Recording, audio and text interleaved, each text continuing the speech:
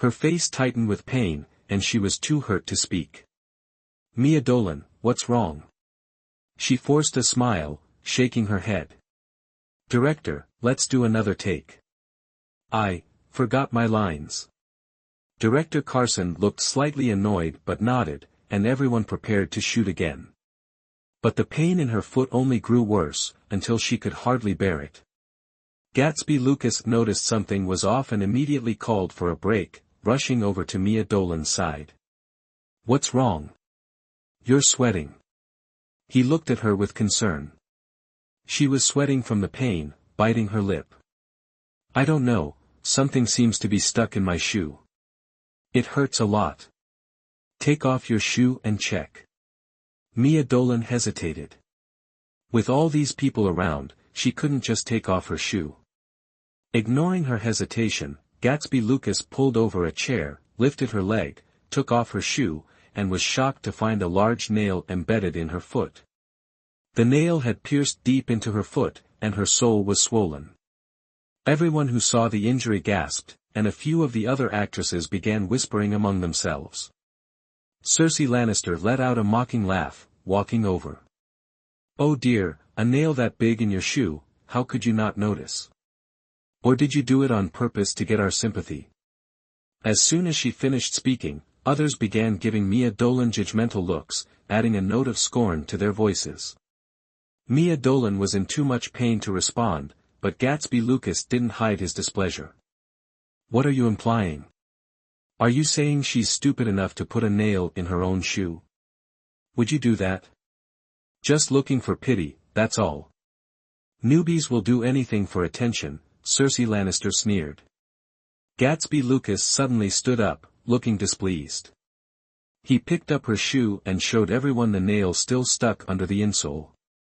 It wasn't just one nail, there were more under the insole, only noticeable when weight was applied. "Everyone, look. It's clear someone set this up. Yet there are people accusing Mia Dolan of doing this on purpose. If that's the case, then maybe her accuser is the real culprit." He threw the shoe towards Cersei Lannister. Her assistant quickly stepped in front of her, kicking the shoe aside, but as it hit the ground, the nails fell out. Everyone around was speechless, glancing at each other in shock. "And what gives you the right to accuse me?" Cersei Lannister wasn't one to back down, raising her voice. "Then on what grounds did you accuse Mia Dolan of faking it?" Gatsby Lucas retorted in a low voice. The two of them argued heatedly, and onlookers began whispering. Gatsby Lucas was a top star, he shouldn't have gotten involved. But he didn't just get involved, he was arguing with Cersei Lannister in front of everyone. This could only mean one thing: Gatsby Lucas had feelings for Mia Dolan. "Gatsby Lucas, please stop." "I'm alright," Mia Dolan gently tugged at his sleeve, speaking softly. Cersei Lannister raised an eyebrow, looking at Mia Dolan with a mocking gaze. Calmly, she asked, "Mia Dolan, you've interrupted today's filming, and you've disrupted the harmony on set. Are you satisfied now?" "Cersei Lannister, if you're deliberately causing trouble, there's nothing I can do." "And what exactly is your relationship with Gatsby Lucas?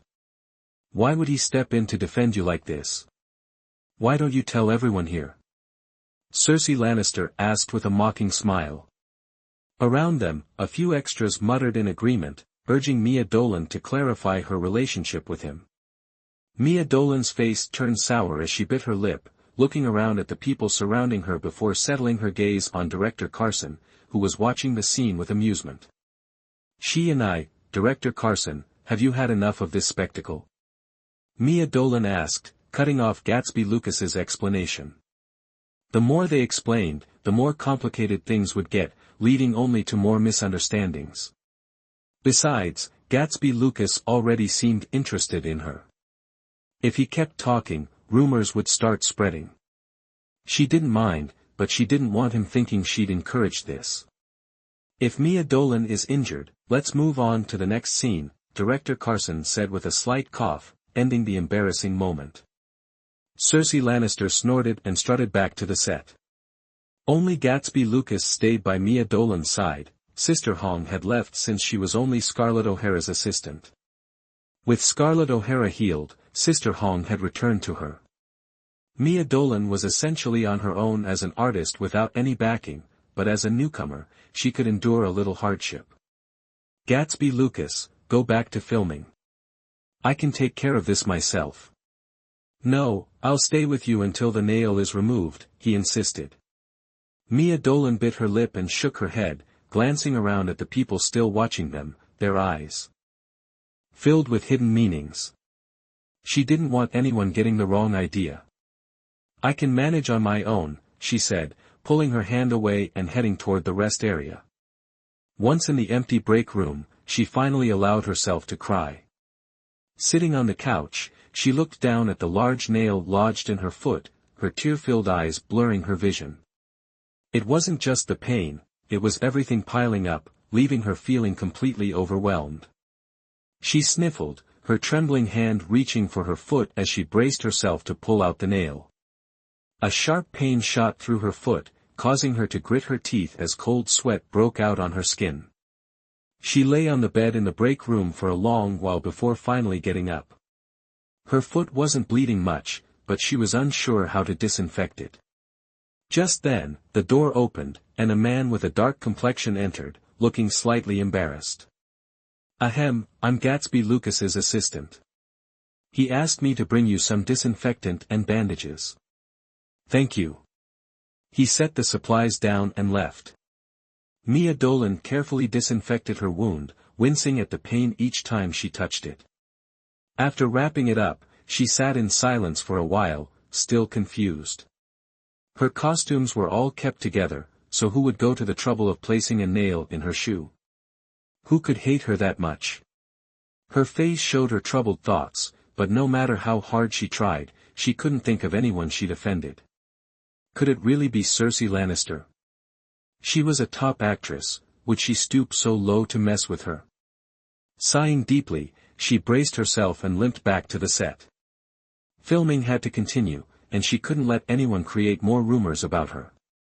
She filmed until past 2 in the afternoon before finally leaving. As she hobbled out, she saw Gatsby Lucas's car parked by the roadside. Wearing a shirt with embroidered flowers, he whistled at her, took off his sunglasses, and grinned. Charming Cinderella, may I have the honor of taking you home? His expression was so animated that she couldn't help but laugh, but then she remembered that Tommy DeVito had likely sent a car to pick her up. No need, my knight is already waiting. Gatsby Lucas's face fell, looking a bit awkward. He's picking you up. But I'm really worried about you. I'll be fine, don't worry. See you tomorrow. Mia Dolan smiled at him and limped off. Outside, there were many cars, and she had no idea who Tommy DeVito had sent to pick her up. Scanning the street, she spotted a luxury car parked across the road. The door opened, and Tommy DeVito stepped out, wearing a simple blue shirt, standing by the car. He exuded an aura of nobility, his diamond watch glistening in the sunlight. Though his outfit was casual, every item he wore was obviously very expensive. He removed his sunglasses, giving her a slight smirk. Getting in. Some of her fellow actors were also leaving the set and gasped in surprise at the sight of him. Mia Dolan quickly lowered her head, pretending not to see Tommy DeVito as she walked past him and crossed the street. As she ignored him, he frowned slightly but soon relaxed. After walking 2 blocks, Mia Dolan finally got in the car. She hadn't even had a chance to speak before Tommy DeVito hit the gas, speeding off. You're crazy. Mia Dolan frowned, barely able to buckle her seatbelt in time. After driving for a while, Tommy DeVito pulled over and turned to look at her. What's wrong? Are you embarrassed to be seen with me? She was taken aback but quickly understood his point and shook her head. No, it's not that. I just don't want anyone to see us. You know, your presence is a bit too overwhelming. I'm afraid. He grabbed her chin and asked in a low voice, afraid of what? That I'll put pressure on you. Afraid someone will discover our relationship. In pain from his grip, Mia Dolan wriggled free and responded calmly, "Isn't that the case? Most people would love to be close to me, but you said it yourself, most people, not me, Mia Dolan." She raised her head defiantly, her small face showing a mocking expression. Though she was with Tommy DeVito right now, that didn't mean she lacked dignity. She was a woman with self-respect, someone who didn't want to rely on others to achieve her goals. "Little girl, don't you realize that by acting this way, you'll face much more hardship?" Tommy DeVito said, his gaze complicated. "So what? Hardship exists to be endured, I'm not afraid." Mia Dolan looked at him confidently, a bright smile on her face. He shrugged, started the car again, and asked nonchalantly, "Have you had lunch?" "A boxed lunch." "Then join me for a proper meal." She looked at him in surprise, filled with curiosity. It was already past 2, had he really waited for her this whole time? Impossible. Tommy DeVito, someone as proud as him, would never wait on anyone. Thinking this, she shook her head, though she couldn't help but feel puzzled. "You didn't have lunch yet?" Tommy. DeVito gave a casual nod, seeming at ease. Mia Dolan sighed in relief. If he'd actually skipped lunch because of her, he'd surely have scolded her by now. That's how her friends were too, if something happened because of her, they'd definitely complain. Tommy DeVito was no different, so his silence probably meant he hadn't skipped lunch for her. She realized she was overthinking it. In an Italian restaurant, the two sat across from each other. Tommy DeVito ordered 2 plates of pasta and poured Mia Dolan a glass of red wine. Looking at the glass, she shook her head. "I'd better avoid drinking. I've found I don't get along well with alcohol." "Ha." He chuckled, seemingly recalling something, and poured himself a glass. "Actually, I really like the way you look when you're drunk." He gave her a playful wink, his gaze mischievous as he leaned closer. Very alluring. Her cheeks flushed crimson, and she looked away, embarrassed. It was as if he'd uncovered a flaw of hers. She pursed her lips. "Ahem, stop making things up. You forced me to drink that night, if it weren't for you, I wouldn't have acted that way." "Did I force you to drink?" Tommy DeVito replied, his smile teasing. Mia Dolan tried to remember, and it seemed no one had actually pressured her to drink that night, but it was still a mistake on her part. The wildness of that evening was still fresh in her mind. She looked at the wine glass and shook her head. "I never want to drink again." "Quitting already? Afraid you'll lose your image?" He raised an eyebrow. She glared at him, huffed, and turned away, intending to ignore him. But she could still feel his warm breath on her face, and her cheeks burned. The crazy scenes after she drank that night were still clear in her mind. They said people often didn't remember what happened when they were drunk, so why could she remember so vividly? The memories were too clear, almost maddening. "Why's your face so red?" he asked casually. The question took her off guard, and she turned to him, looking wary. "Huh? No, it's just, warm in here. I'm a bit overheated, that's all," she laughed awkwardly. His gaze narrowed, and his lips tightened, his whole demeanor becoming intense. He stared at her for half a minute before slowly asking, "Really warm?" Not wanting to engage further, Mia Dolan bent her head and began eating her pasta. Her foot had been hurting earlier, and she hadn't eaten much.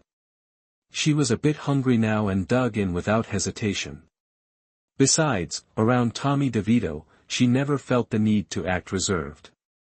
"Little girl, are things all right on set?" At his question, her face instantly turned wary as she looked up at him. "Did you change the script? Is that a problem? Or don't you like it?" He didn't seem surprised, as if he'd expected her to notice. Her expression soured. To her, this was actually a good thing. More scenes meant more screen time, a rare opportunity for a newcomer like her.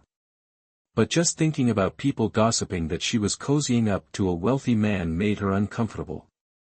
What's wrong? Tommy DeVito lifted his glass and swirled the wine elegantly, his handsome face filled with curiosity. Why the look? You seem to really dislike me. Mia Dolan glared at him, resting her chin on her hand, looking troubled as she muttered, "You've made me into a target. Isn't that quite normal?" Normal? They're saying I'm relying on some rich man. They're saying I have powerful connections, and I don't want people talking about me like that, she said, agitated. All she wanted was a simple life, to live quietly in this industry. But since meeting Tommy DeVito, everything had changed. He was like a devil, a dark angel she couldn't escape. Don't you, though? Tommy DeVito took a sip of wine, his gaze sharp and penetrating, his expression calm yet unapproachable. There was an air of distance and coldness in his eyes that made it hard for people to get close. She bit her lip, realizing he was right.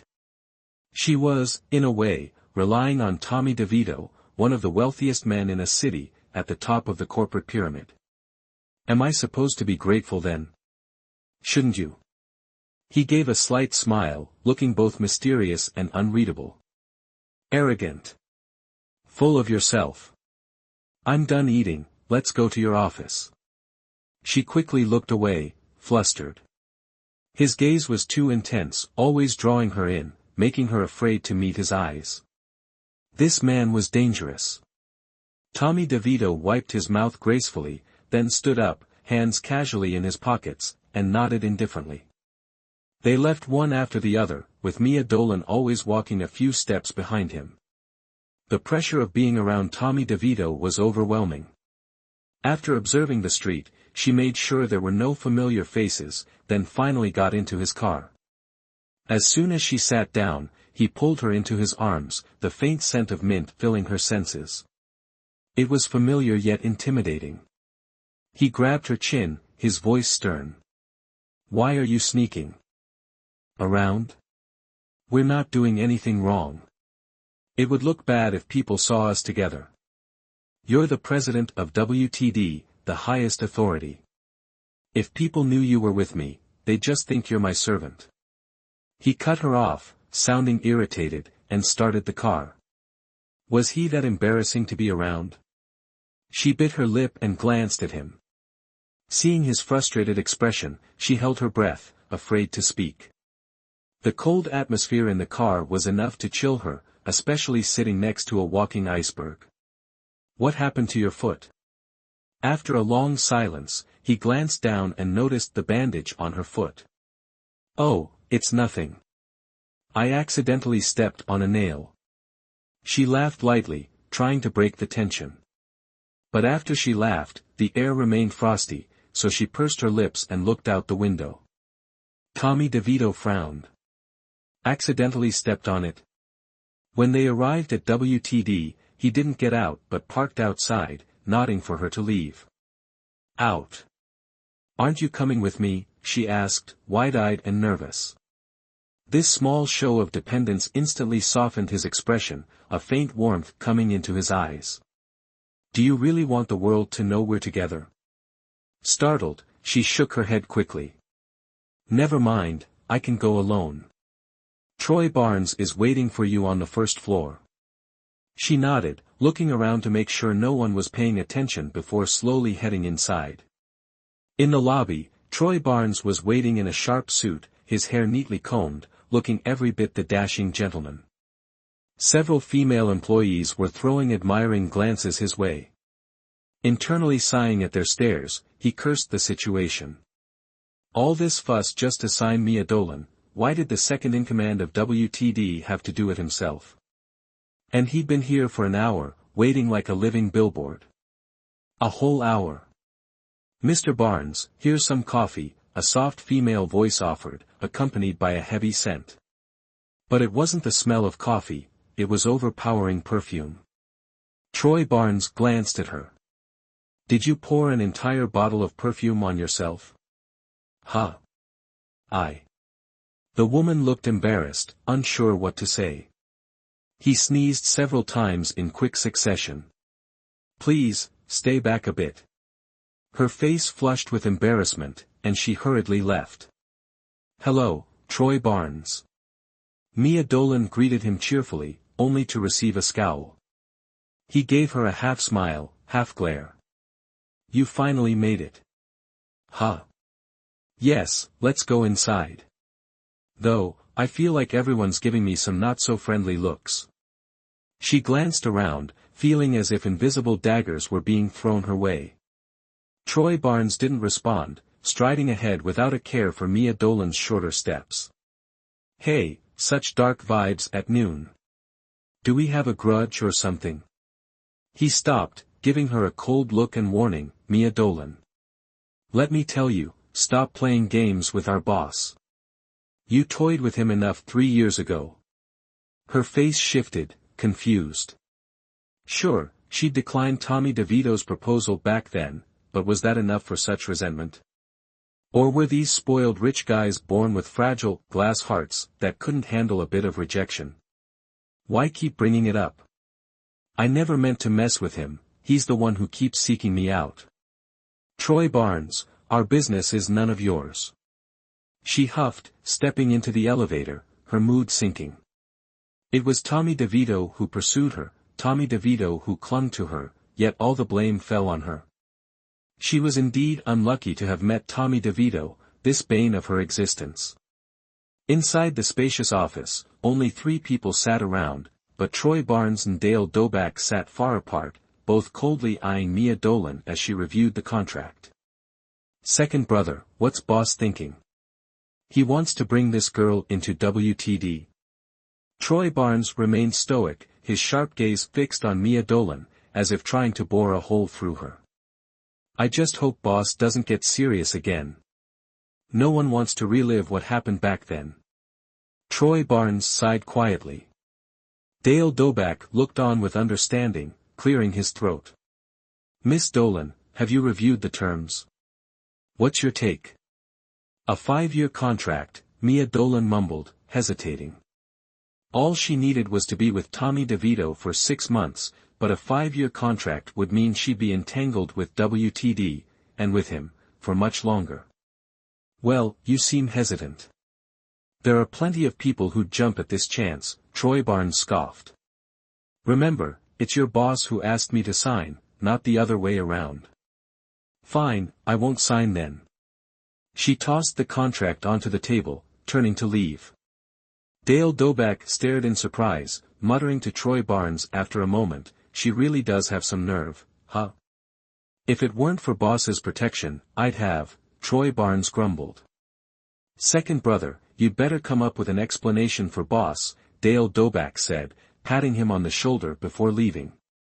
Frustrated, Troy Barnes pulled out a cigarette, lit it, and took a deep drag before deciding to call Tommy DeVito. With her scenes done for the afternoon, Mia Dolan went shopping but soon found herself caught in a drizzle. With no choice, she ducked into a shopping mall, her mind still unsettled. She still couldn't understand Troy Barnes's hostility toward her. What had she ever done to offend him? He was just odd. Tommy, look at this, it's so pretty. Then buy it. A sweet voice made her stop in her tracks, and she turned around in disbelief. Regina George, radiantly beautiful, was choosing necklaces at the jewelry counter, and standing beside her was Tommy DeVito. Mia Dolan blinked in surprise but quickly understood. So Tommy DeVito wasn't busy after all, just busy flirting. She felt oddly relieved.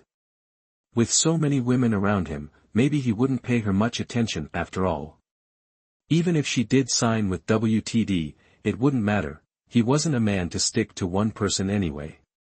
A bit regretful for her earlier outburst, she shook her head and turned to leave, only to bump into someone. Hey, what's wrong with you? Sorry, my mistake. She apologized awkwardly, but a sudden chill behind her made her skin prickle. She took a step forward, but couldn't bring herself to take the second. Little girl, aren't you quite free? A teasing voice sounded from behind her, and she nearly cursed aloud. How unlucky. Now Tommy DeVito would think she was following him on purpose. She forced a bright smile and greeted him, "Oh, Mr. DeVito, fancy meeting you here." "Heartless," he replied coolly, lips pressed in a thin line, his expression anything but friendly. "Ahem, Mr. DeVito, I have something to do, so I'll take my leave now." "And what exactly do you have to do?" Tommy DeVito gave her a dismissive glance. "Did you finish what I asked you to do?" Her face paled. Fresh out of WTD, and Tommy DeVito already knew she hadn't signed the contract. Troy Barnes had reported it that fast. "Ahem, let's talk about that later." "Tommy, who's this young lady?" A sweet voice came from behind Tommy DeVito.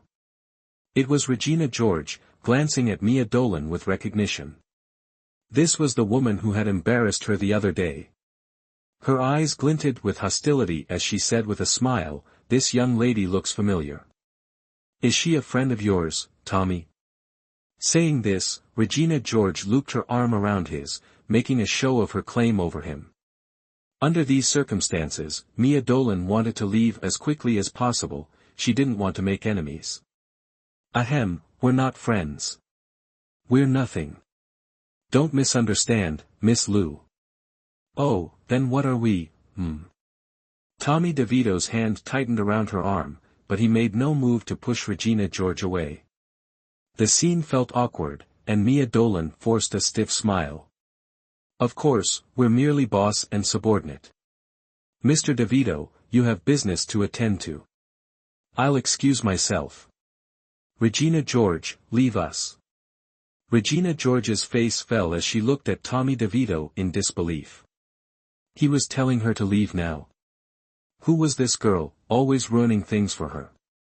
Regina George glared at Mia Dolan before letting out a cold laugh and slowly walking away. Mia Dolan wrenched her arm free, pouting in displeasure. "Tommy DeVito, what's the point of this? You just chased away your beauty, so why not go after her?" "Why would I?" Tommy DeVito asked, his tone indifferent.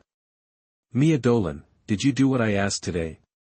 Her expression fell as she moved closer to him, trying to negotiate. "Tommy, I don't want to sign with WTD. Reason." He casually smoothed the wrinkles on his shirt, his tone relaxed, with no hint of anger. She looked down, dejected.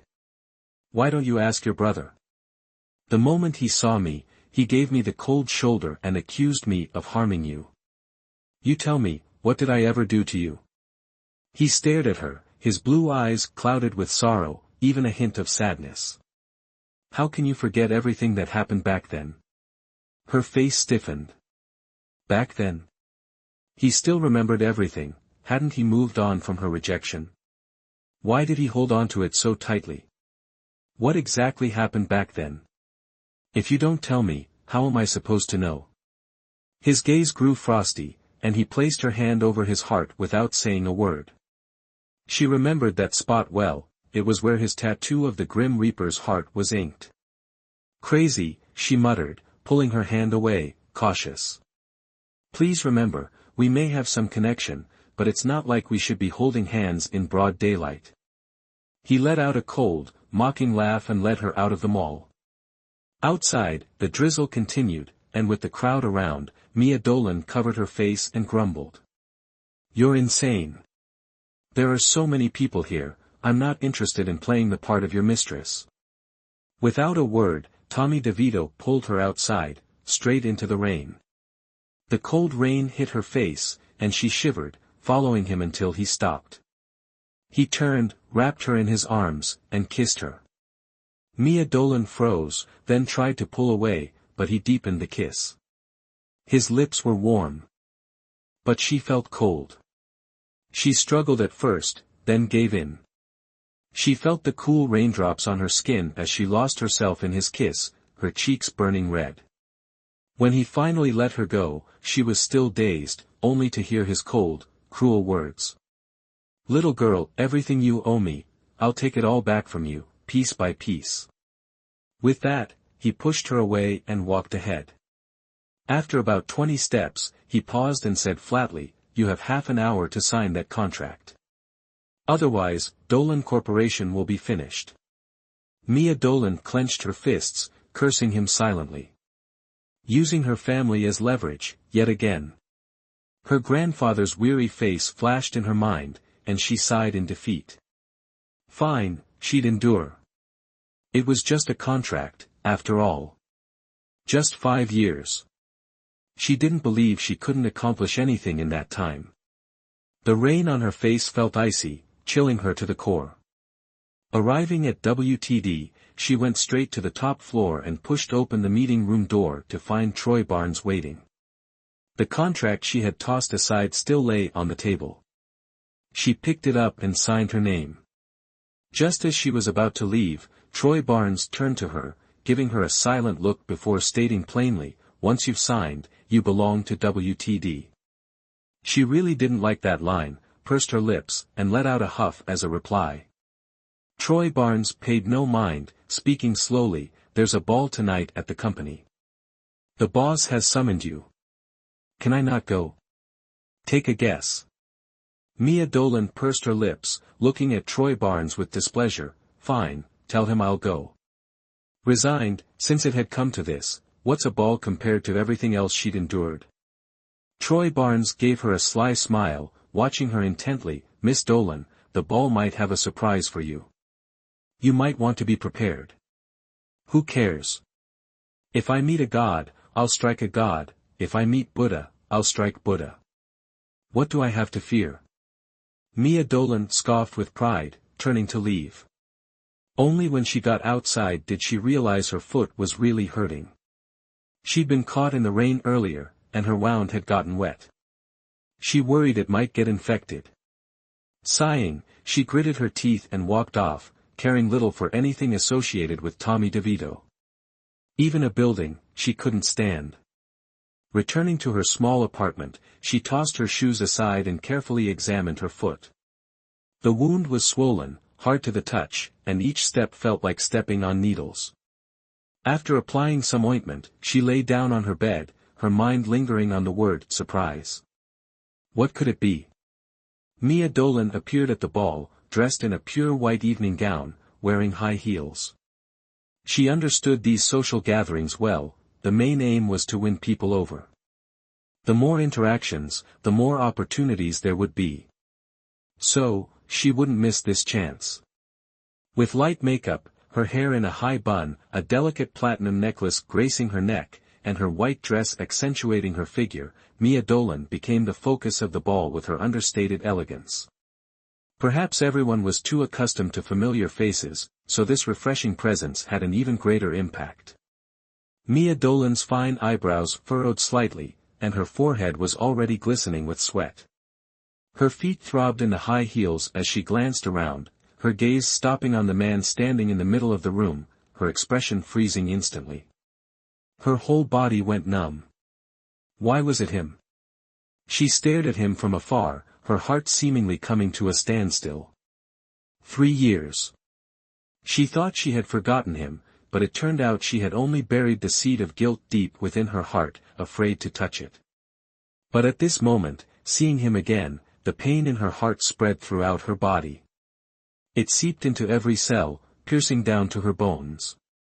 He looked the same as before, handsome, radiant, well-dressed, and meticulously groomed. That smile, those eyes, nothing had changed. But had they really not changed? Perhaps the feelings from those days had faded over the years. Taking a deep breath, she pretended not to care, stepping to a hidden corner. "Mia? Why are you here?" A joyful voice sounded from behind, and she couldn't help but turn around to see Gatsby Lucas with a delighted expression. He was wearing a blue suit, his hair as carefree as ever, exuding a nonchalant charm. Mia Dolan was momentarily taken aback before smiling. "Isn't this the WTD ball? I've signed a contract with WTD. Really? That's wonderful."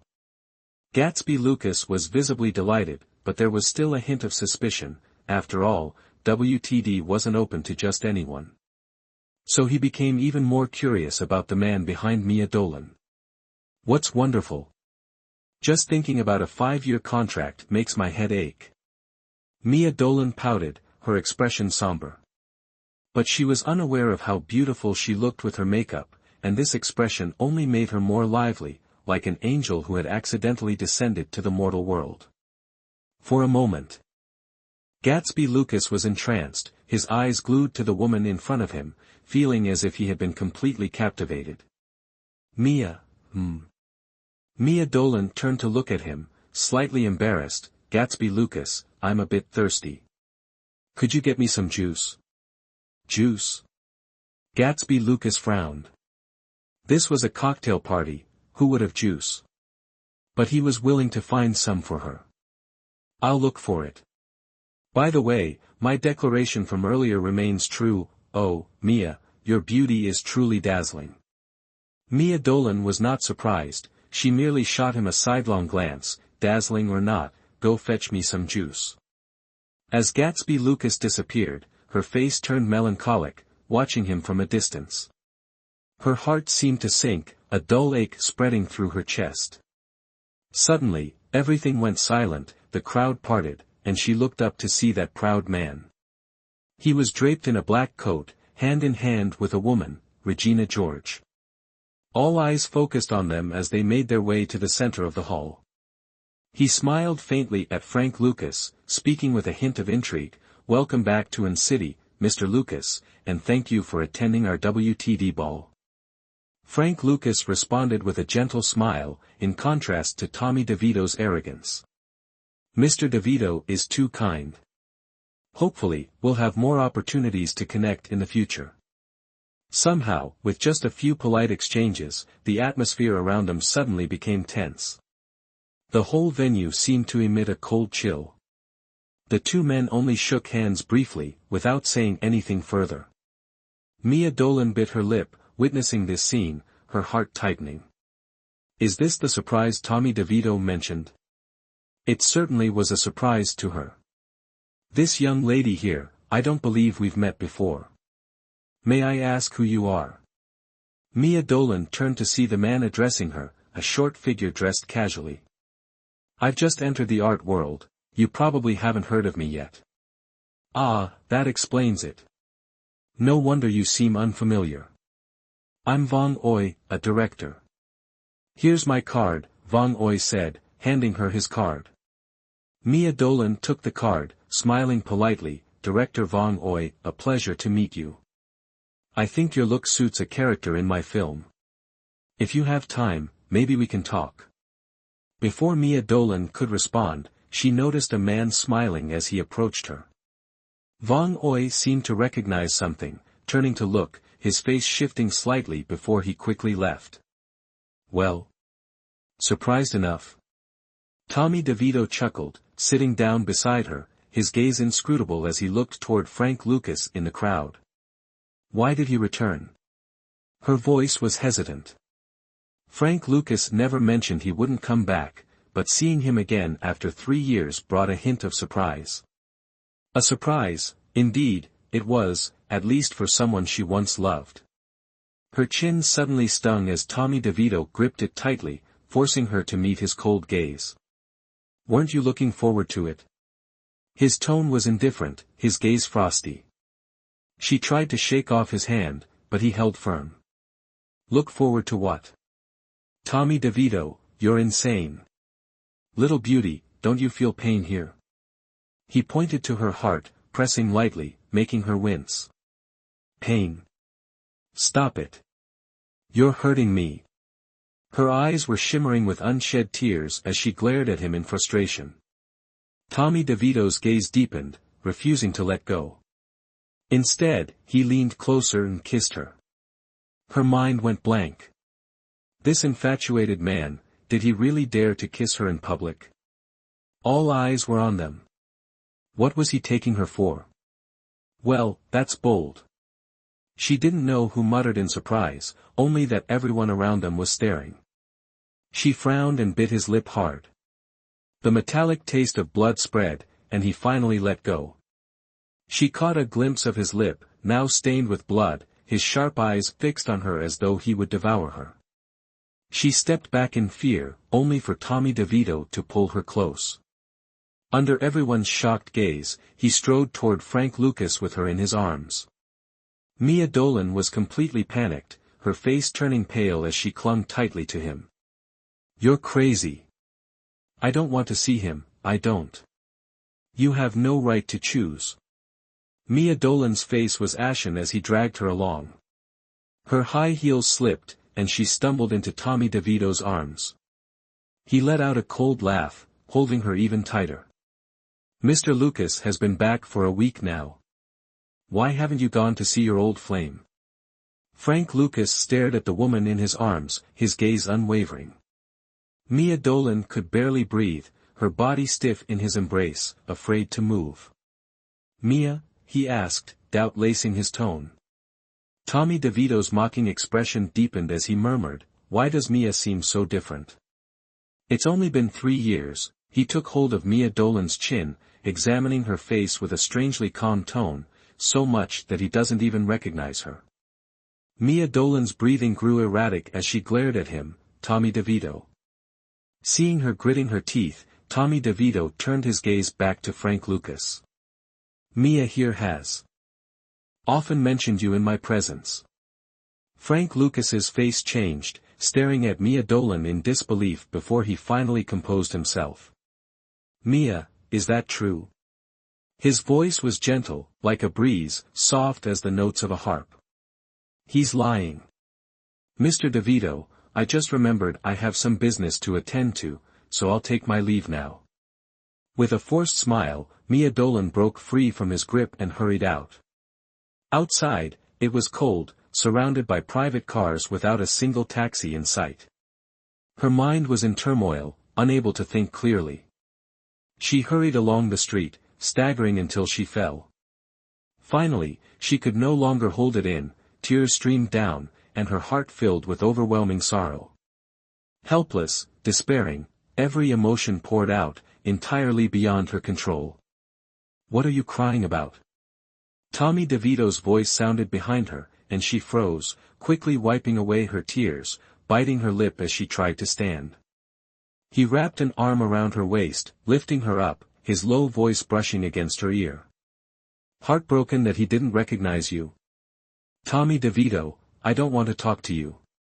Let me go. I want to leave."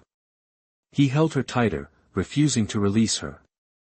His warm breath brushed her cheek as he leaned down to kiss away her tears. The kiss was gentle, tender, wiping away each tear on her face like an intimate gesture between lovers. But this feeling filled Mia Dolan with fear and unfamiliarity. She bit her lip, fighting to suppress her emotions, resisting the urge to push him away. "Little girl, didn't you say you didn't care?" Her breath suddenly caught as she looked into his cold, heartless eyes. "I don't care. I'm only crying because my feet hurt. I don't want anyone to find out about our relationship, yet you made it public in front of everyone. Isn't that good?" He lowered his head, his warm breath caressing her ear, sending a tingle through her. She frowned and shook her head. "I don't want others to misunderstand me." "It's not a misunderstanding, it's the truth. You still haven't taken our relationship seriously, you fool." His thin lips pressed against hers, not deepening, just a moist, lingering kiss. Mia Dolan knew he was right. It wasn't a misunderstanding, it was all true. She had taken Tommy DeVito's support and thus had to stay by his side. She just hadn't yet adjusted to this new title, just that. "I understand now, brother Tommy." "Very good. I like obedient girls." Tommy DeVito gave a faint smile, fully aware she was putting on an act, but he couldn't resist her gentleness, her vulnerability. He gently helped her into the car, his gaze shifting back to the road behind them. A man stood there, silently watching the scene. Tommy DeVito's lips curved into a ruthless smile as he closed the car door. "Mr. Thorne, to Paradise Bay." His tone was icy, entirely different from the tenderness just moments before. Mia Dolan only felt exhausted, not even bothering to wonder about his sudden shift in demeanor. She leaned against his shoulder and soon drifted off to sleep. Tommy DeVito's mouth lifted in a faint smile as he looked down, tossing her high heels aside. The twisted ankle was the injured one, so he gently massaged it. "It hurts," she murmured, her brow furrowing. "Massaging it will prevent swelling." He replied calmly, ignoring her murmuring, and continued massaging her ankle. "Brother Tommy, it really hurts." Mia Dolan opened her eyes, looking up at him with innocent black eyes, a look that could mesmerize anyone. Under the night lights, a lonely figure stood by the roadside, watching the car drive away, his hand slowly clenching into a fist. Tall and slender, the man's silhouette was engulfed in the darkness, exuding an overwhelming sense of loneliness. Only the sound of footsteps behind him pulled him back to reality. He immediately concealed all emotion, turning to look at the person behind him. "Gatsby." Frank Lucas narrowed his eyes at the glass of juice in his hand, and as he thought of something, his lips pressed into a line. "Brother, why are you here?" "Oh, have you seen a girl in a long dress around here?" Gatsby Lucas scratched his head, looking a bit frustrated. "She asked me to get her some juice, but by the time I got back, she was already gone." Frank Lucas raised an eyebrow, sensing something, his lips curving into a slight smile as he replied gently, "What's her name?" "I might know her." "I doubt it, I just met her on set." "Her name is Mia Dolan," Gatsby Lucas sighed, disappointment evident on his face. "She's like a fairy who stumbled into my life, but I couldn't hold on to her." "Are you quoting lines again?" Frank Lucas smiled, his hand clenching and then releasing. So Mia Dolan had finally entered the entertainment world. His eyes grew colder, a sharpness visible within them. His gaze seemed icy, carrying an unmistakable threat. "Come on, brother, you really don't understand romance." "Fine, I'll go inside." Frank Lucas caught his arm, speaking slowly, "My birthday is in a few days. Maybe you could invite her." Gatsby Lucas's eyes lit up, nodding eagerly, "That's great. Thanks, brother." A faint, ambiguous smile lingered on his lips, a dark aura making him appear unapproachable.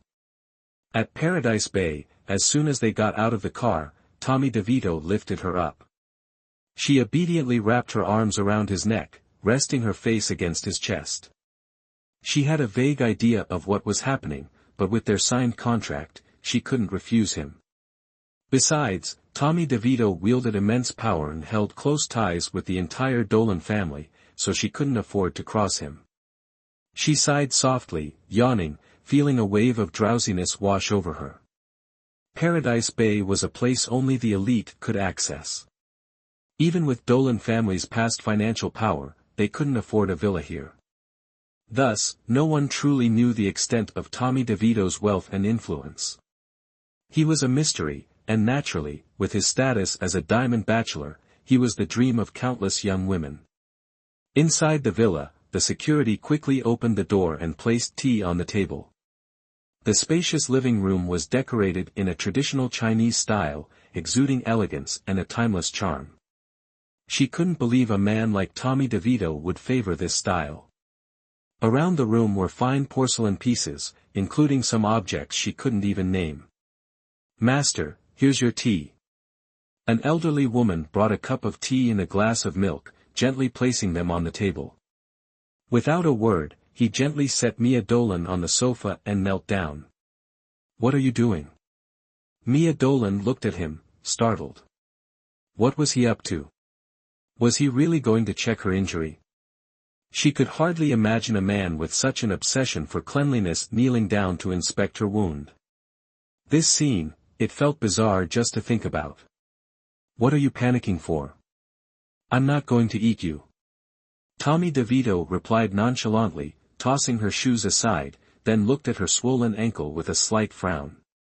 "Old Mistress Wong, call Troy Barnes and tell him to be here in 3 minutes.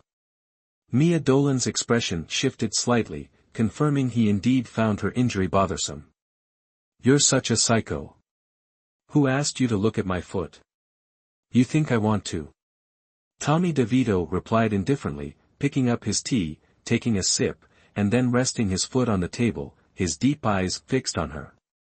Don't even think about sleeping next to me tonight. Mia Dolan's face flushed red all the way to her ears. Who wanted to sleep next to him anyway? If she could, she'd leave immediately. Just his scent made her uncomfortable. And he had the nerve to look down on her. Then let me go. Do you think you can leave? Tommy DeVito looked her up and down, then chuckled, little girl, if you behave, I might let you sleep next to me. Behave, my foot.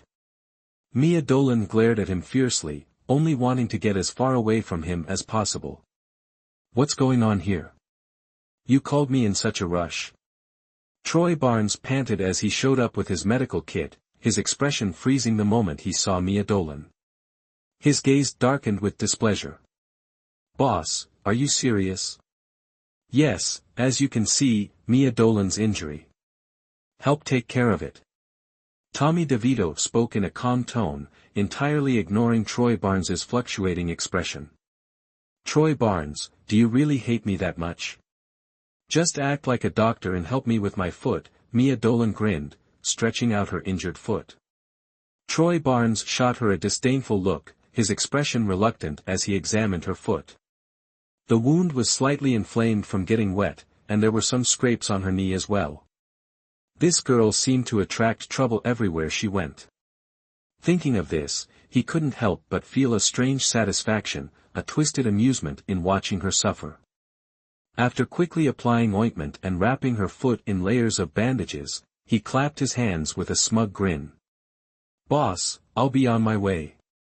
Troy Barnes left promptly, but not without casting Mia Dolan a meaningful look on his way out. Mia Dolan was puzzled by his gaze. Why was he looking at her like that? As if she was about to face some impending disaster. Not getting along with Haimin? Tommy DeVito asked as he casually flipped through a magazine.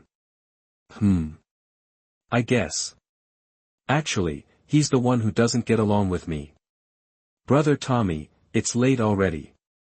Could you have a driver take me back? I have an early shoot tomorrow. Mia Dolan blinked at him, her face showing a pleading expression. Tommy DeVito raised an eyebrow, chuckling softly. Your scene tomorrow is at 8. Oh, there's something I forgot to tell you. What? Mia Dolan asked, her face sinking with dread, realizing she'd probably be stuck with him tonight. The place you were renting, I had it returned. All your usual clothes have been thrown away. Your room is now the second one on the second floor, Tommy DeVito announced, without the slightest trace of embarrassment, looking completely self-assured. Tommy DeVito. You're impossible. Mia Dolan burst out, standing up suddenly, only to forget her injury and wince in pain, then slumped back down. What's that look for? Planning to start a rebellion? How could you do something like that? Give me back my place, I don't want to stay with you.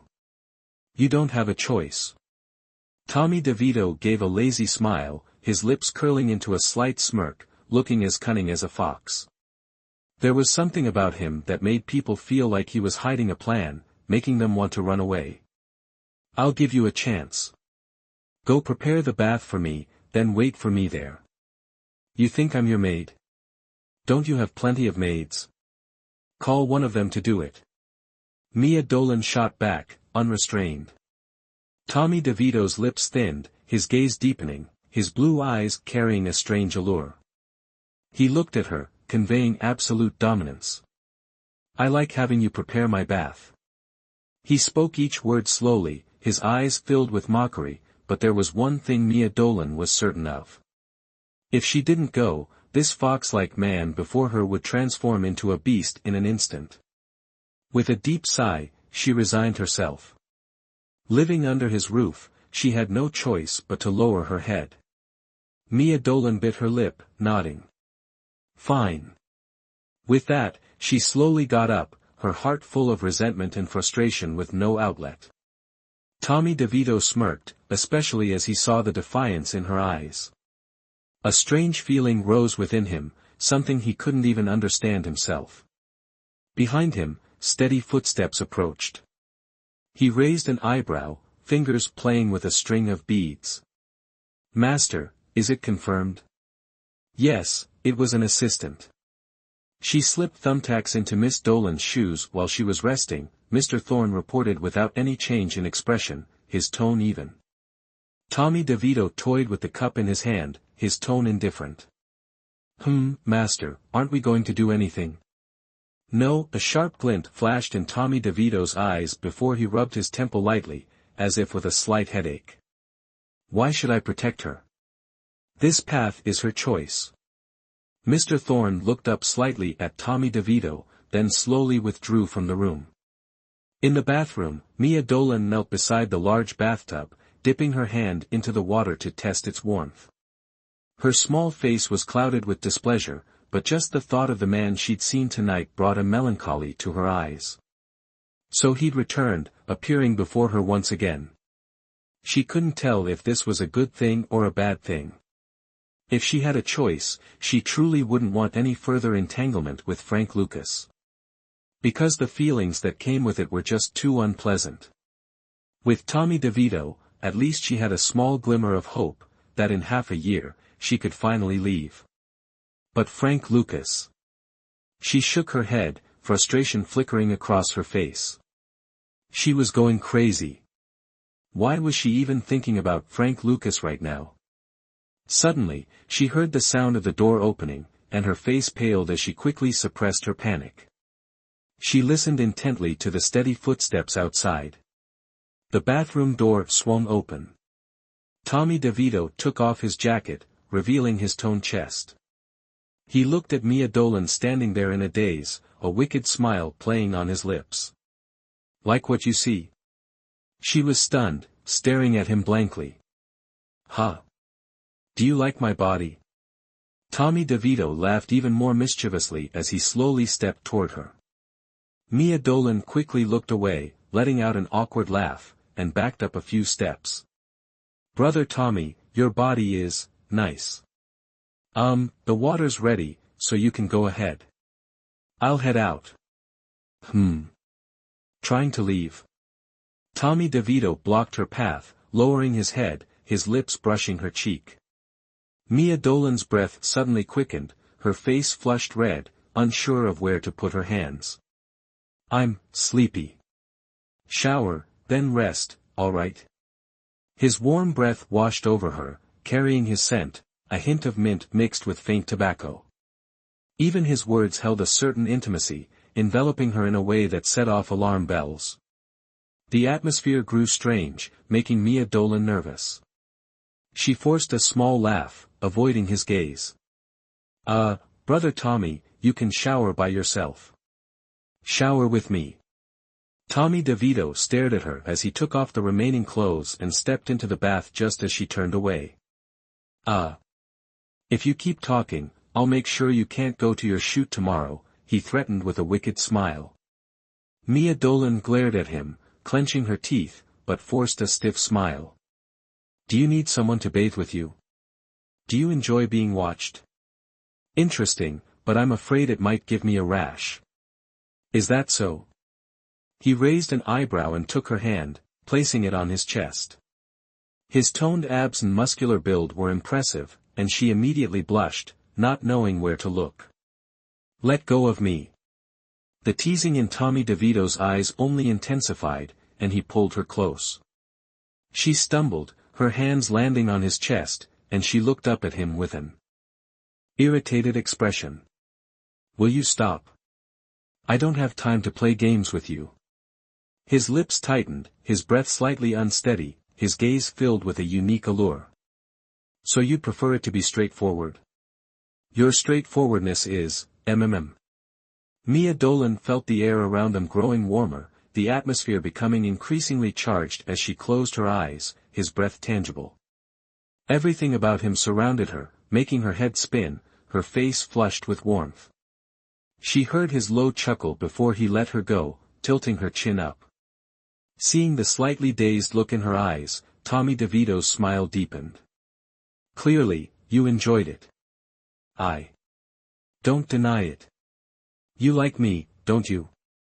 His words seemed to carry a spell, leaving Mia Dolan unable to think clearly, her lips slightly parted, her gaze filled with frustration. Tommy DeVito pulled her into his arms, pressing his lips against hers. The night carried a touch of intimacy, coloring the world in its hue, even the breeze felt soft and gentle. After a night of his relentless attention, Mia Dolan fell into a deep sleep, so sound that she didn't even dream.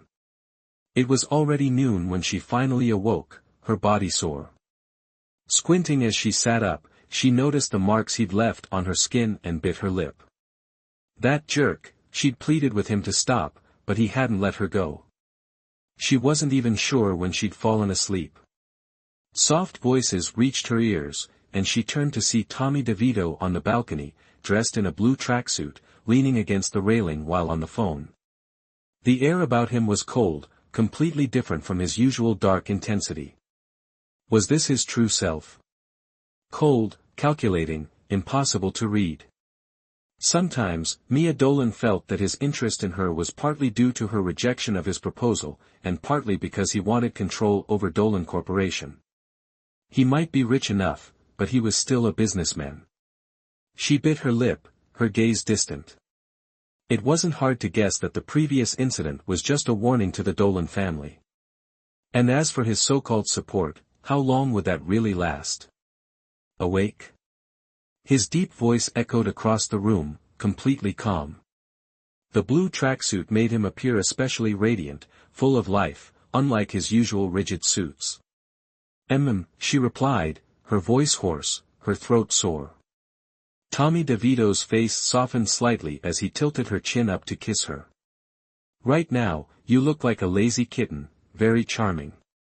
Mia Dolan pushed his hand away, her eyes wary. Don't forget, even kittens know how to scratch. I like wild cats better. Your scene's scheduled for this afternoon, I've arranged for Mr. Thorne to take you. Only then did Mia Dolan remember her film schedule. Her breath quickened, her eyes immediately filled with worry. It's already noon. I need to hurry. What's the rush? Eat first, then go. Tommy DeVito pointed toward the nearby dressing room. There are clothes in there. Mia Dolan wrapped herself in the blanket, covering herself tightly as she made her way to the dressing room. Behind her, she heard his chuckle.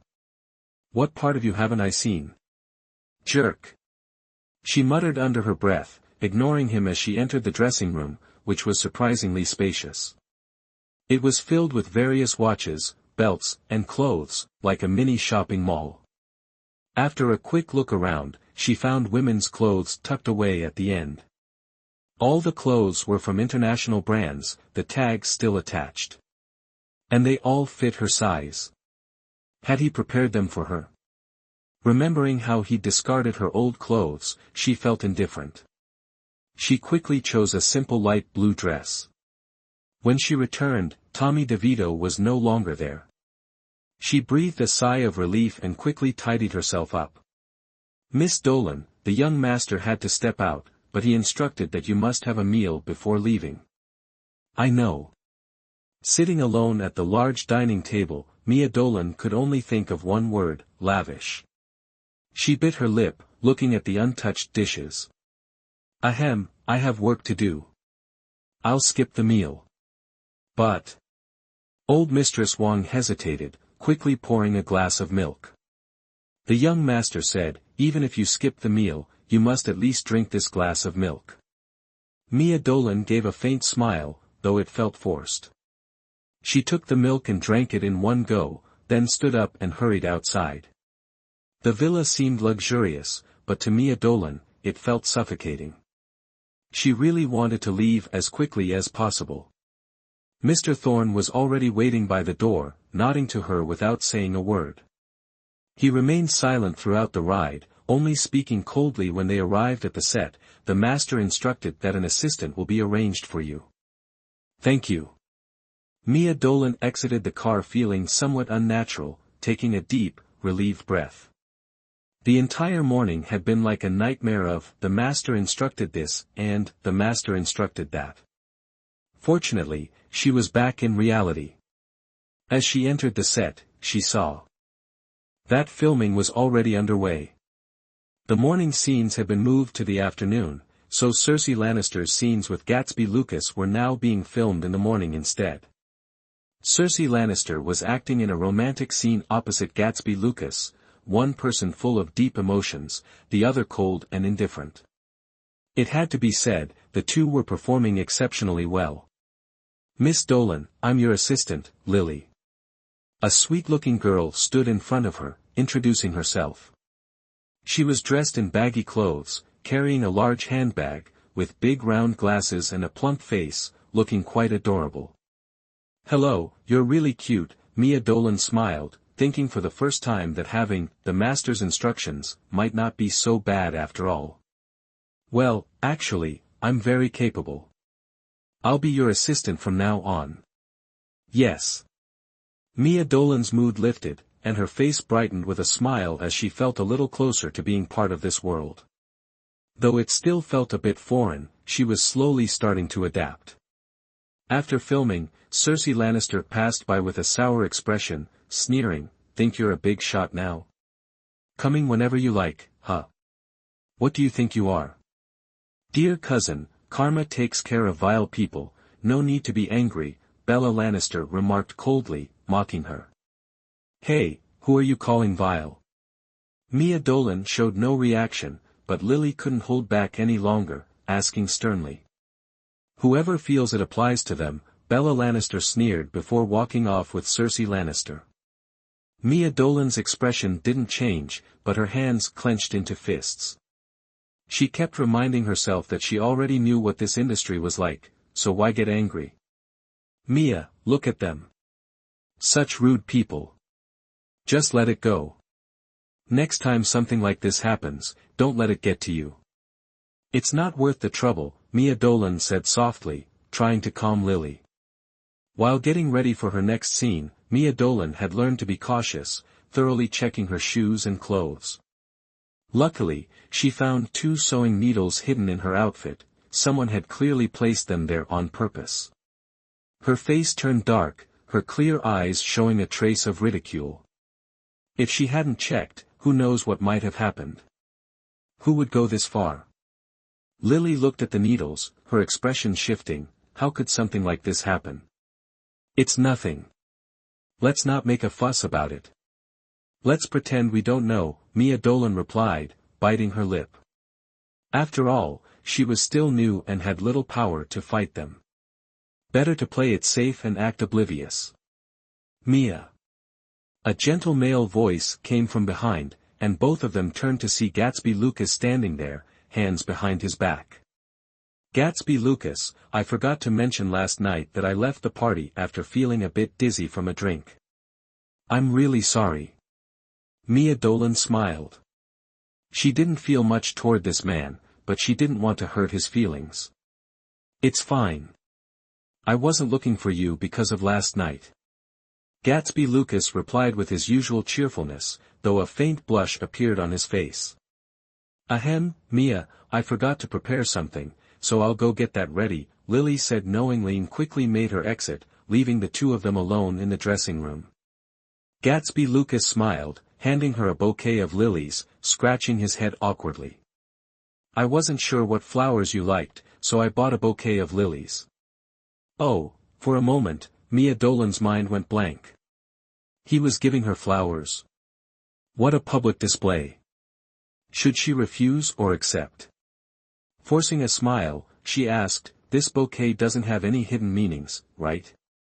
Gatsby Lucas laughed. "Lilies represent pure, innocent love."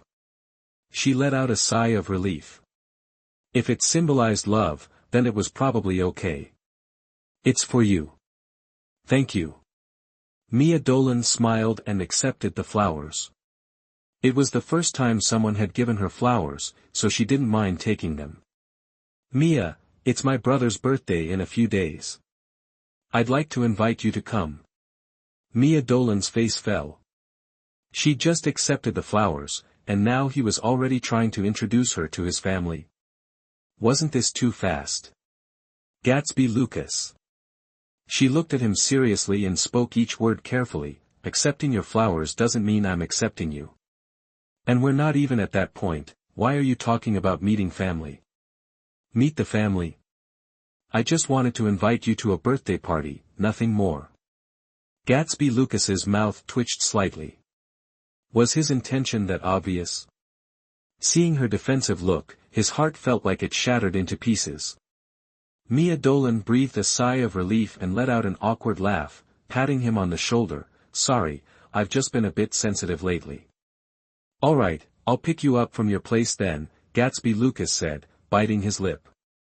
That afternoon's filming went smoothly, but as a newcomer, Mia Dolan felt utterly exhausted. When she returned to the dressing room, she threw her heels aside, peeled off the tight cheongsam, and felt free again. Standing in front of the mirror, she noticed the faint marks he'd left on her skin and blushed. After changing and removing her makeup, she lingered for a while, purposefully taking her time. She really didn't want to go back, didn't want to face Tommy DeVito. She sighed, realizing she was the last person left on set. She put on her flat shoes, her footsteps silent, the quietness eerie. Just as she felt on edge, a soft, melodic female voice echoed through the silence. Mia Dolan froze, her breath catching, listening carefully to locate the sound. Curiosity piqued, she followed the sound to the last dressing room. These rooms were for the artists to rest, but she couldn't remember who the last one belonged to.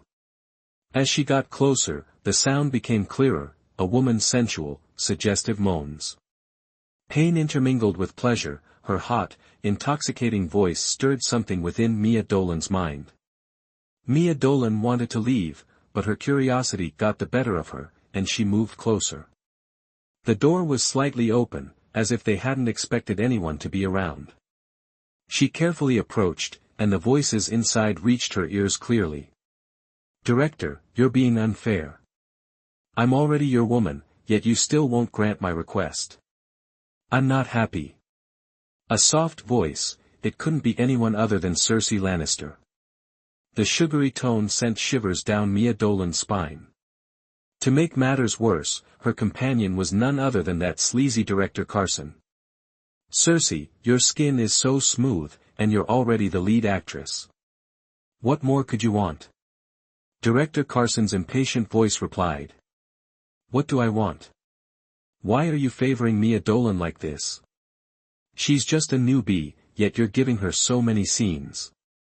It's not up to me, it's all the higher-ups' decision. I don't care. I've been with you, haven't I? If you don't consider my needs, I'll expose everything between us. Cersei Lannister threatened. No, please, spare me. I'll figure something out. Fine, as long as you do that, I'm all yours. A bout of suggestive sounds followed. Mia Dolan frowned outside the door, quickly pulling out her phone and hurrying away. Even after leaving the set, her cheeks were still flushed. So Cersei Lannister was actually trying to bribe the director to reduce her screen time. But whether or not that would actually benefit her remained to be seen. Mia Dolan opened her phone's recording app, playing back the clear audio of the exchange between Cersei Lannister and the director. Though the door had been open, she hadn't dared to take any photos. If she'd been caught, things could have gone very badly. Taking a relieved breath, she noticed Mr. Thorne waiting nearby. The master instructed me to pick you up, Miss Dolan.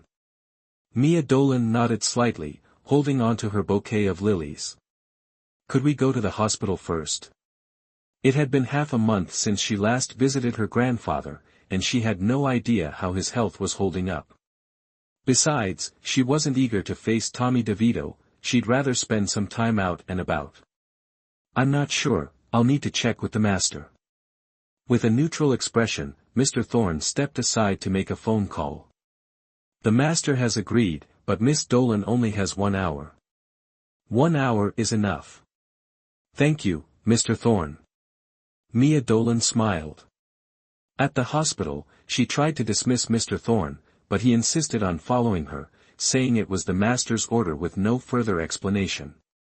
With him trailing behind, she couldn't help but feel a chill down her spine. Mia, The elevator doors opened, and there, unexpectedly, was Frank Lucas in a suit, wearing gold-rimmed glasses. His expression turned to surprise before he greeted her. Mia Dolan froze, staring blankly at him, her breath catching before she finally spoke. "Mr. Lucas, what a coincidence.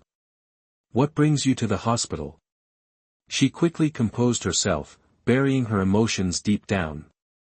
Frank Lucas's warm and handsome face showed a hint of surprise before he forced a smile.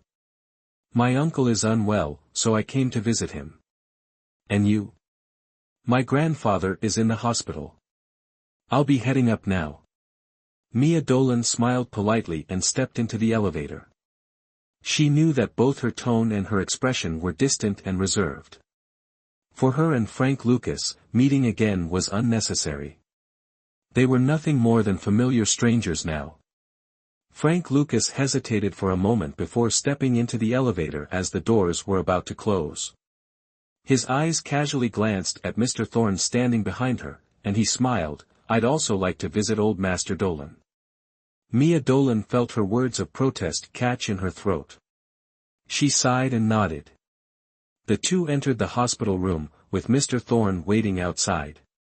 But both were surprised to find the room empty. Old Master Dolan had already been discharged. The empty room left Mia Dolan momentarily stunned. "Look at me, so busy these past few weeks I didn't even know my grandfather had been discharged." "Mia," Frank Lucas spoke softly behind her, his tone filled with affection. She turned to face him, meeting his deep, emotional gaze, and her heart skipped a beat, her face warming. Frank Lucas offered a faint smile, "There's something I'd like to tell you." "What is it?" Her clear eyes showed a hint of confusion. For some reason, under his intense gaze, she felt an urge to run. "Wait a moment, let's get rid of your shadow first." He smiled warmly, his expression gentle. 15 minutes later, after Mr. Thorne received a phone call, he left immediately. Mia Dolan looked at Frank Lucas in confusion, asking quietly, "What did you do?" She felt as if she was being swept into some grand scheme, as if Frank Lucas had orchestrated everything. "Come on, he'll realize it soon enough." Sure enough, just as Mia Dolan and Frank Lucas stepped into the elevator, Mr. Thorne chased after them, realizing they had disappeared, and immediately made a phone call. Frank Lucas took her hand, opening the door to a black car and helping her inside. It wasn't until the car had driven far away that Mia Dolan's racing heart finally began to calm. But all of this felt so reckless, so crazy, that she was a little afraid. "Mr. Lucas, you never used to call me that, Mia." He smiled, gently touching her nose, as if everything was just like old times, unchanged. Mia Dolan stared at him, her mind blank, unable to think straight. Had 3 years really passed as if nothing had happened between them? Her gaze darkened, and she forced a faint smile. "Frank, do you remember the place where we first met? Let's go there." He didn't give her a chance to refuse, his expression sincere. "Don't say no. I'll feel defeated." Mia Dolan's expression shifted, and she pressed her lips together, saying nothing. Frank Lucas had a strong personality, he disliked anyone being better than him, and he hated rejection the most. She had almost become accustomed to his personality back when they were together. But still. She shook her head, wondering if Tommy DeVito would lose his mind over her disappearance. The seaside house was a small, white cottage, not large but charming. The yard was littered with seashells of various colors, creating a dreamlike scene. Frank Lucas held her hand as they walked along the shore. Despite the cold sea breeze, his touch filled her with a strange sense of comfort. "Mia, are you lost in thought?" His hand tightened slightly, a faint smile touching his brow. After a pause, he asked, "Are you worried about something?" Mia Dolan shook her head, taking a deep breath. She couldn't deny she felt a longing to be with him in that moment. Though they had broken up, those beautiful memories couldn't be erased. The two entered the cottage, and the familiar surroundings felt unchanged. Only their hearts had transformed. Mia Dolan bit her lip, her small face showing a trace of helplessness. Mia, are you still upset with me? She felt warmth on her back, and the faint smell of tobacco reached her, along with his slightly apologetic voice by her ear. Mia Dolan didn't know how to respond. Was she not resentful? That was impossible. Yet, she felt she had no right to be the most resentful. 3 years ago, I let it go. How is she doing now? Frank Lucas hesitated, holding her tighter. Have you truly let it go? Why do I feel that's not what's in your heart? Then what do you want me to do? Cut open my heart and lay everything bare in front of you. My joys, sorrows, and anger. Mia Dolan's body trembled slightly, and he turned her to face him, pressing his forehead to hers as he leaned in to kiss her. But at the last moment, she turned her face away, and his lips landed on her cheek instead. Even so, Mia Dolan felt a deep ache in her heart, and tears fell from her eyes like beads. Mia, it's all my fault. Don't cry. He gently wiped her tears, his kisses tracing her cheek, eventually landing on her lips. Yet, inexplicably, Mia Dolan's mind filled with Tommy DeVito's face. Her heart tightened as she hurriedly pushed him away, looking at Frank Lucas with a flustered expression. Mia, are you rejecting me? His voice carried a slight tremor, as though he was struggling for one last time. Mia Dolan's breathing became tense. She was genuinely worried, deeply anxious. Afraid she wouldn't be able to withstand the fear that Tommy DeVito brought. Frank Lucas, take me away. Following you was a mistake. Mia, you don't love him. He spoke calmly, stating it as a fact, holding her hand and looking at her intently. I don't know why you two are together, but I can tell, he forced you. Mia Dolan's eyes filled with tears as she shook her head. No one forced me, no one. You already have her, so please stop involving me. I don't want any connection with you anymore. Mia, do you really think what happened back then was just the end? His words made Mia Dolan freeze, her entire body going still. What did he mean? The sound of the ocean wind roared outside, unsettling her mind. Facing Frank Lucas's expression, she felt fear for the first time. Was that incident finally going to be uncovered? Her chin suddenly felt cold as he held it, his gaze unreadable but incredibly gentle. Mia, don't worry. I won't let anything like that happen. Frank, she bit her lip, uncertain of what to say next. He kissed her, cool lips carrying a faint scent of tobacco. His touch lingered on her mouth, and she felt as though a string in her heart had snapped. His kiss was gentle and refined, not domineering, not aggressive, but with a careful precision. The fear within her began to melt away, and slowly, she started to forget the terrifying face of Tommy DeVito. Her trembling hand encircled his waist as she began to respond to his kiss. Frank Lucas seemed a bit surprised, but his kiss deepened. A soft ringtone suddenly broke through the silence, snapping Mia Dolan back to reality. She pushed Frank Lucas away, fumbling for her phone in her bag. Tommy DeVito's name flashed across the screen, and she felt as if her entire body had instantly frozen over. Tommy DeVito. Is it him? Frank Lucas smirked, retrieving a chilled drink from the refrigerator.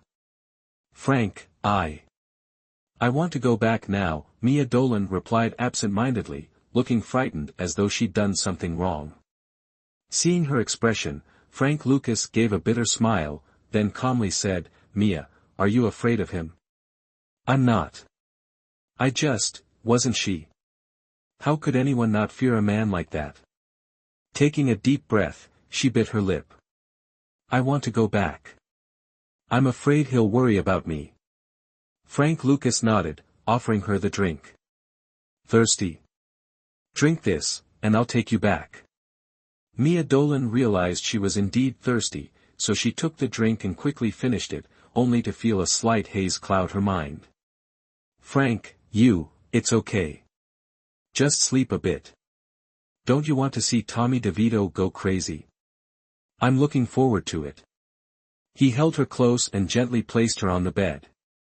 Mia Dolan tried to speak but quickly felt her strength leave her, drifting off to sleep. Frank Lucas leisurely walked over to the wine rack, taking out a bottle of red wine and pouring it into a tall glass. In a city, the night was still ablaze with neon lights, while Tommy DeVito sat in his car with his eyes closed, appearing calm. But his expression was tense, his thin lips pressed into a hard line, his face as dark as a storm. "Master, we've searched all over a city but haven't found Miss Dolan."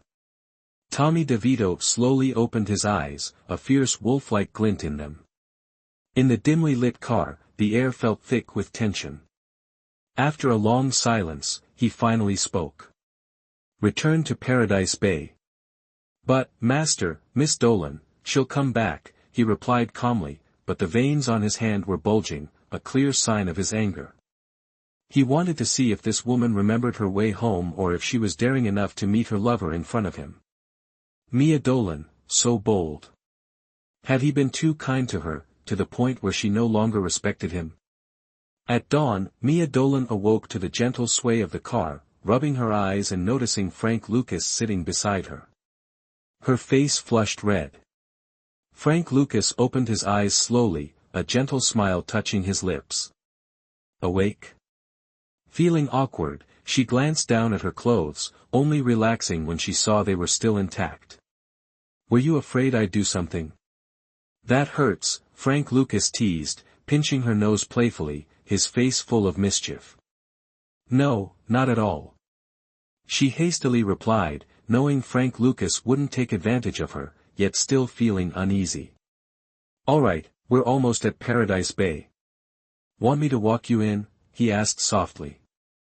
A look of surprise crossed her face. How did Frank Lucas know she lived in Paradise Bay? "How do you know where I live?" "I looked into it," he said, gazing at her with an expressionless face, stating it like a simple fact, showing no hint of remorse. Her body tensed. So, he knew about her connection to Tommy DeVito? Biting her lip, she buried the discomfort in her heart. "You can drop me off by the road." "Are you sure?" He held her hand, warmth radiating from his touch, a look of concern in his eyes. He could only imagine how Tommy DeVito might react after an entire night of her absence. For the first time, he felt a genuine worry for this foolish woman, yet he was the one who had repeatedly pushed her into the fire. Mia Dolan's face showed a hint of resolve. She pressed her lips together and shook her head. "It's fine. He can't do anything to me, and besides, nothing happened between us.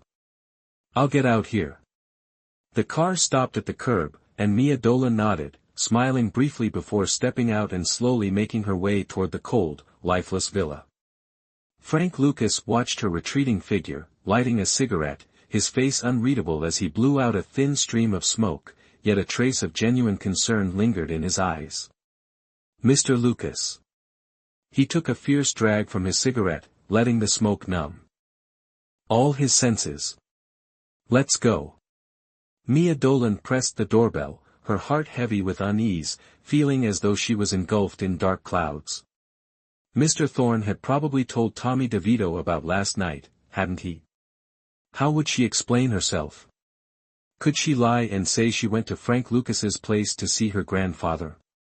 But would that work? Tommy DeVito wasn't an idiot. Standing at the door, her hand trembled slightly, a fear welling up from deep within. She knew Tommy DeVito could do anything, even the kind of things that would make people tremble in horror. The door opened, and old Mistress Wang looked at her with a worried expression, her voice soft. "Miss Dolan, why are you only coming back now?" "I had something to do," she murmured, lowering her head as she changed her shoes, letting her long hair fall to cover her flushed face. It felt as if everyone around knew she'd been out with another man. "The young master is upstairs in his room. He doesn't seem to be in a good mood." Old Mistress Wang kindly warned her. Mia Dolan bit her lip, her tension mounting. She slowly ascended the stairs, her heart pounding, a cold fear spreading throughout her body. She knocked on the door first, waiting silently for him to respond, each second filled with trepidation. But there was only silence inside, an eerie silence with no sound at all. Biting her lip, she decided to push the door open and enter. The intense smell of cigarettes hit her immediately, making her cover her mouth and cough. The room was dark, with the curtains pulled tightly shut. Tommy DeVito sat by the bed like a statue, a cigarette between his fingers. Smoke curled heavily around him, and a full ashtray sat beside him, with cigarettes piled high and even spilling over onto the floor. How many cigarettes had he smoked? When she'd left, the ashtray had been empty. Pretending not to notice, she walked over to the window, pulling back the curtains to let in the sunlight, and opened the window. "Why are you smoking so much?" she asked with a hint of reproach, moving to clean up the ashtray, but then felt his arm tighten around her waist. She was pulled directly onto his lap, his arm locking around her waist, his voice calm. "How was last night?" Her body froze, and she tried to pull away from his embrace, coughing slightly from the intense smoke. "The smell of cigarettes is too strong." Tommy DeVito let out a sarcastic laugh, his grip tightening even more. She turned her head to glare at him and was shocked to see the bloodshot veins in his eyes and the exhaustion on his face, as if he hadn't slept at all. Had he waited for her all night?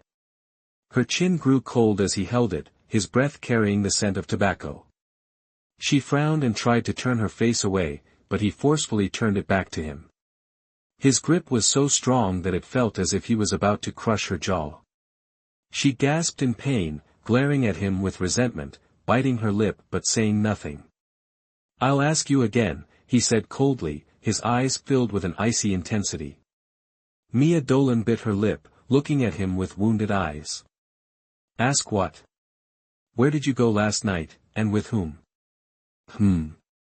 His finger pressed against her lips, his gaze narrowing. "Tell me now, and maybe I'll let you off." Her mind went blank, her thoughts racing. Should she tell him the truth or lie? He probably hadn't gone to the Dolan family to investigate yet, had he? Otherwise, her grandfather would have called her by now. "I went to the Dolan family." The moment the words left her lips, she knew she had made a mistake because she saw a mocking gleam in Tommy DeVito's eyes. "You're trembling." His voice was steady, his face betraying no emotion, but his words were enough to fill her with fear. Was she really trembling? She hadn't even realized it. "Brother Tommy, did you stay up all night?" She tried to change the subject, feeling like a fool under his piercing gaze. Just one lie, and he would immediately expose her. She truly feared Tommy DeVito realizing she was lying. "I was waiting for a heartless little kitten to come home, but she disappointed me." "Was it that good being with him? Did he make you happy?" Tommy DeVito's finger pressed harder against her lips, his voice flat but filled with absolute authority. Her body went rigid, realizing he knew everything. He shoved her roughly, and she fell onto the bed, her eyes wide with fear as she looked at him. A shadow loomed over her, his hand closing tightly around her neck, his gaze cold and piercing. "Brother Tommy, please let me explain." Her face flushed as she hurriedly spoke, her voice tinged with desperation. "Explain what? Tell me that nothing happened between you two. That you two just innocently spent the night together," he scoffed. "Once lovers, finally reunited, and you're telling me nothing happened? Do you take me for a fool?" He growled angrily, his grip on her tightening as he lowered his head to bite her lip. The bite was harsh, drawing blood, and he only let go when he tasted the metallic tang. "Tommy DeVito, nothing happened between us. Do you think everyone is like you?" "Oh. Like me, how?" Tommy DeVito asked coldly. "Did I force you?" "Brother Tommy, you really are heartless," Mia Dolan whispered, tears brimming as she looked at the man pinning her down. The pain in her lip sharpened her senses. He was as terrifying as a wild beast, as if he might devour her at any moment. "Nothing happened, I swear." Did he kiss you? Tommy DeVito asked with an emotionless tone, his hands moving roughly, tearing at her clothes. Her sob caught in her throat as memories of his kiss flashed in her mind, leaving her momentarily speechless. Seeing her expression, Tommy DeVito seemed to understand and sneered, yanking her into the bathroom. Under the shower, her entire body was soaked, while Tommy DeVito rubbed her lips harshly with water. Tell me, where else did he touch you? He nearly growled, and Mia Dolan's body trembled, cowering in the corner, her voice choked with fear. Her lips throbbed painfully, but he showed no intention of stopping. Brother Tommy, she called his name softly, her voice weak. Water dripped down her cheeks, indistinguishable from her tears. At that moment, Tommy DeVito looked like a crazed beast, furious that something of his had been coveted by another. Humph. Mia, you always manage to make me angry. Very good, so very good. Why did you meet him? Was going to the hospital something you two planned? At this, she shook her head quickly. No, we didn't plan it. It was just a coincidence. A coincidence? Really, he scoffed. The previous day, someone had hacked his phone system, sending a message to Mr. Thorne saying he was in trouble, and Mr. Thorne had rushed out immediately. Fortunately, he had caught on in time and called Mr. Thorne. But in those few minutes, Frank Lucas had already taken Mia Dolan away, even preparing a car at the hospital entrance. Was it really just a coincidence? Mia Dolan reached out her small hand towards him, but he coldly avoided her touch. Mia, you truly don't seem to learn, do you? Brother Tommy, I was wrong. I shouldn't have gone with him. Please, don't be mad, all right? She looked as pitiful as a fragile poppy swaying in the wind, beautiful and full of sorrow. Any other man would have calmed down seeing her like this, wouldn't he? Tommy DeVito narrowed his eyes, his voice cold. Wrong? Do you even understand what that means, Mia? Brother Tommy, what do you want from me? Mia, do you think you're really as pure as a lotus? He smirked, pulling her into his arms, his tone indifferent. Why did you leave 3 years ago? Weren't you infatuated with the life at the Dolan family? Why did you leave? What were you running from? His words made her mind buzz, her face tense as she stared at him with guarded eyes. What did he know? His gaze was cold and mocking as he gripped her chin, speaking in a low voice. Do you really believe Frank Lucas came back to find you with such innocent intentions? Frank would never hurt me. Don't think everyone has ulterior motives, she retorted, defending Frank Lucas. Tommy DeVito's mocking smile deepened. Even now, she still defended Frank Lucas. Did she truly love Frank Lucas? A painful twist hit somewhere in his heart, and he took a deep breath, his expression growing colder. A merciless glint appeared in his eyes as he looked down at her. You're nothing more than an orphan, taking on someone else's identity. Did you really think you could hide it? Mia, you're very good at acting, but the selfishness and greed in your heart, you can't hide it from me. Her breath stilled, her mind going blank as she stared at him. It felt as though her deepest secret had been stripped bare. Surprised that I know. His grip on her tightened, his voice chilling. Mia Dolan, because I know you better than anyone. She felt as if the ground had crumbled beneath her, her body cold as ice, the fear creeping up from her toes to her scalp. Tommy DeVito, are you really going to treat me like this? Haven't you treated me the same way? His gaze was freezing, but his mouth twisted with a cruel smile. All night, he tormented her, relentless and rough, with none of the gentleness he'd shown before. And she lay there, hollow, like the dead, her eyes empty of any emotion. In the early morning, Tommy DeVito left without a word. Mia Dolan lay on the bed, feeling a profound sorrow, yet she lacked even the strength to cry. They had met 3 years ago. Because she was the eldest daughter of the Dolan family, she naturally mingled with people of the same social standing.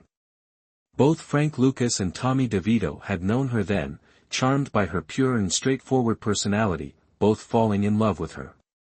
Whether she had truly loved either of them, she wasn't sure, but she knew they had both treated her with great kindness. But Lu Li's appearance shattered her world. Lu Li was the true granddaughter of her grandfather, while she was merely an orphan, abandoned, with no knowledge of her real parents.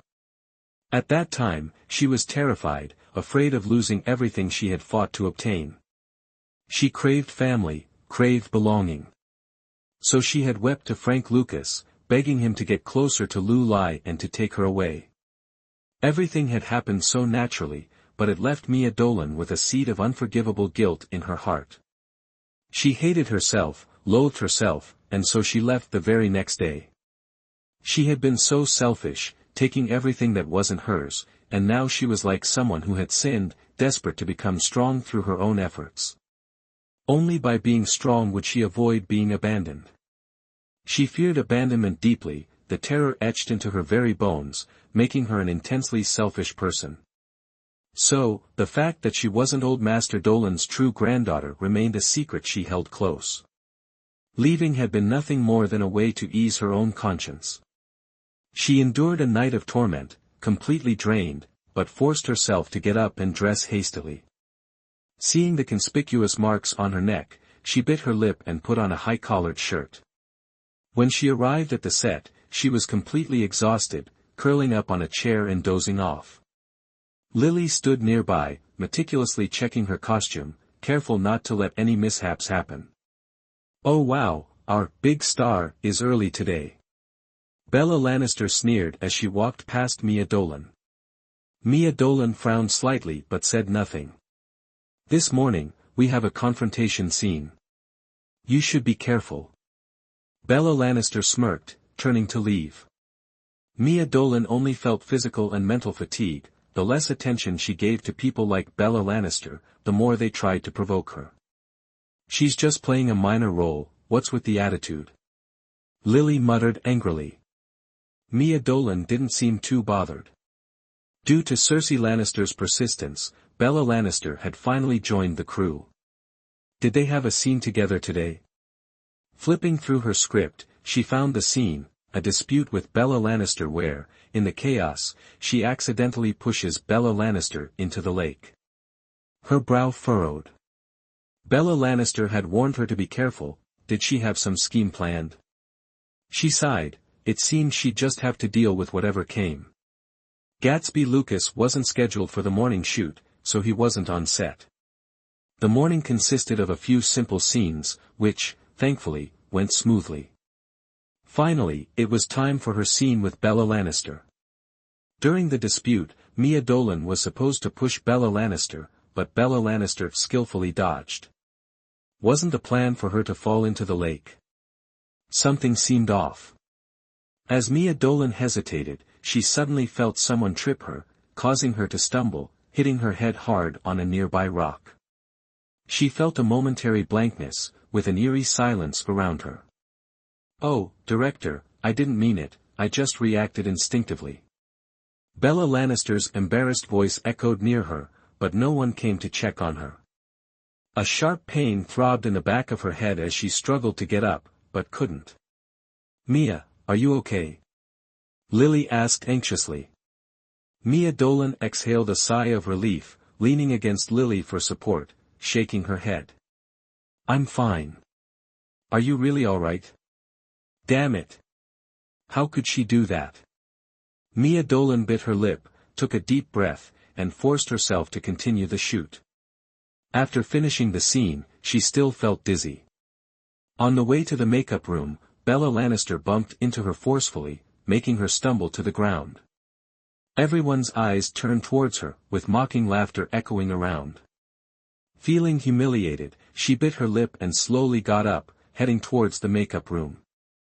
As she quickly removed her makeup, she felt increasingly unwell.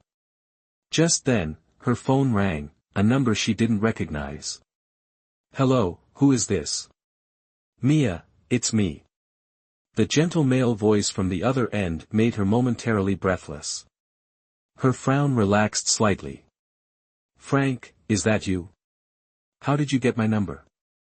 "I took it while you were sleeping last night." Mia Dolan responded softly, continuing to remove her makeup. Actually, I'm outside your set. She froze, thoughts flashing to Tommy DeVito's fury the night before, taking a deep breath. He might come to pick me up. There was a brief silence on the other end before he replied, you might be disappointed, his car isn't outside. Mia Dolan's face hardened as she walked out, only to see Frank Lucas standing by his car instead of Tommy DeVito. Ignoring the curious stares around her, she approached him and whispered, why are you here? It's lunchtime. I wanted to take you out. Frank Lucas glanced at his watch. Mia Dolan hesitated, then reluctantly agreed. As they drove slowly down the road, she leaned back in her seat, feeling fatigued. Was he angry last night? Frank Lucas asked with concern. If we're together, let's not mention him, Mia Dolan frowned, her face turning pale. Frank Lucas seemed to understand, nodding and continuing the drive in silence. They arrived at an Italian restaurant. Mia Dolan's expression shifted slightly. Tommy DeVito had brought her here before. What was Frank Lucas's intention in choosing this place? Was it a coincidence, or was it deliberate? Noticing her hesitation, Frank Lucas smiled gently and asked, what's wrong? Nothing. They entered one after the other. The restaurant was quiet, with a pleasant ambience. They found a secluded spot and sat down, only to see someone approach them with a sour expression. Mia Dolan's face froze. Why was Troy Barnes here? Did that mean Tommy DeVito was also nearby? Mia Dolan, your courage has grown. You dare to come here with him? Troy Barnes grabbed her arm, yanking her up like a kitten. Troy Barnes, what are you doing? He didn't answer, his brows furrowed with anger. This woman had some nerve, this place belonged to the boss, yet she still dared to come here with another man. Did she have a death wish? Young Master Kai, let go. Frank Lucas frowned, gripping Troy Barnes's arm tightly, refusing to back down. The three of them stood there in a tense standoff. Just as Troy Barnes seemed ready to explode, a deep voice sounded behind them. They turned to see Tommy DeVito approaching, dressed impeccably in a suit, his hair neatly styled, and large sunglasses shading his face. A faint, almost non-existent smile played on his lips. It was so faint it was hard to tell if he was smiling at all. Mia Dolan felt her nerves go taut. Surviving this encounter would definitely require a visit to a fortune teller. Was she destined for bad luck this year? How else could she be so unlucky? Hi Neen, do you have that much free time? With 3 bodyguards behind him, he approached them, eyes narrowing as he surveyed the trio, like a king, looking down with disdain. Mia Dolan's breathing grew ragged, feeling as though she was done for. He was angry again, and this time, she had no idea what sort of punishment awaited her. Mr. DeVito, what a coincidence. Frank Lucas forced a smile, holding Mia Dolan's hand tightly under the table, offering her a reassuring squeeze. Mia Dolan looked up at him with a worried expression, realizing just how little he understood the intensity of Tommy DeVito's possessiveness. Come here. Tommy DeVito's gaze was cold and unflinching, completely disregarding Frank Lucas. Though his tone was calm, it exuded a unique arrogance, asserting his claim over her. Mia Dolan gently withdrew her hand from Frank Lucas's, slowly walking toward Tommy DeVito. When she got close, he grabbed her arm, pulling her into his embrace. His grip was rough, making her wince in pain. Frank Lucas took a step forward, his eyes filled with barely restrained anger. You're hurting her, he said, voice tense. Tommy DeVito let out a derisive laugh, his piercing green eyes mocking. How is that any of your concern? And then, right in front of Frank Lucas, he leaned down and bit Mia Dolan's lip, fiercely claiming her, his mouth grinding against hers with force. She pressed her hands against his chest, knowing he was putting on a show for Frank Lucas, asserting his dominance.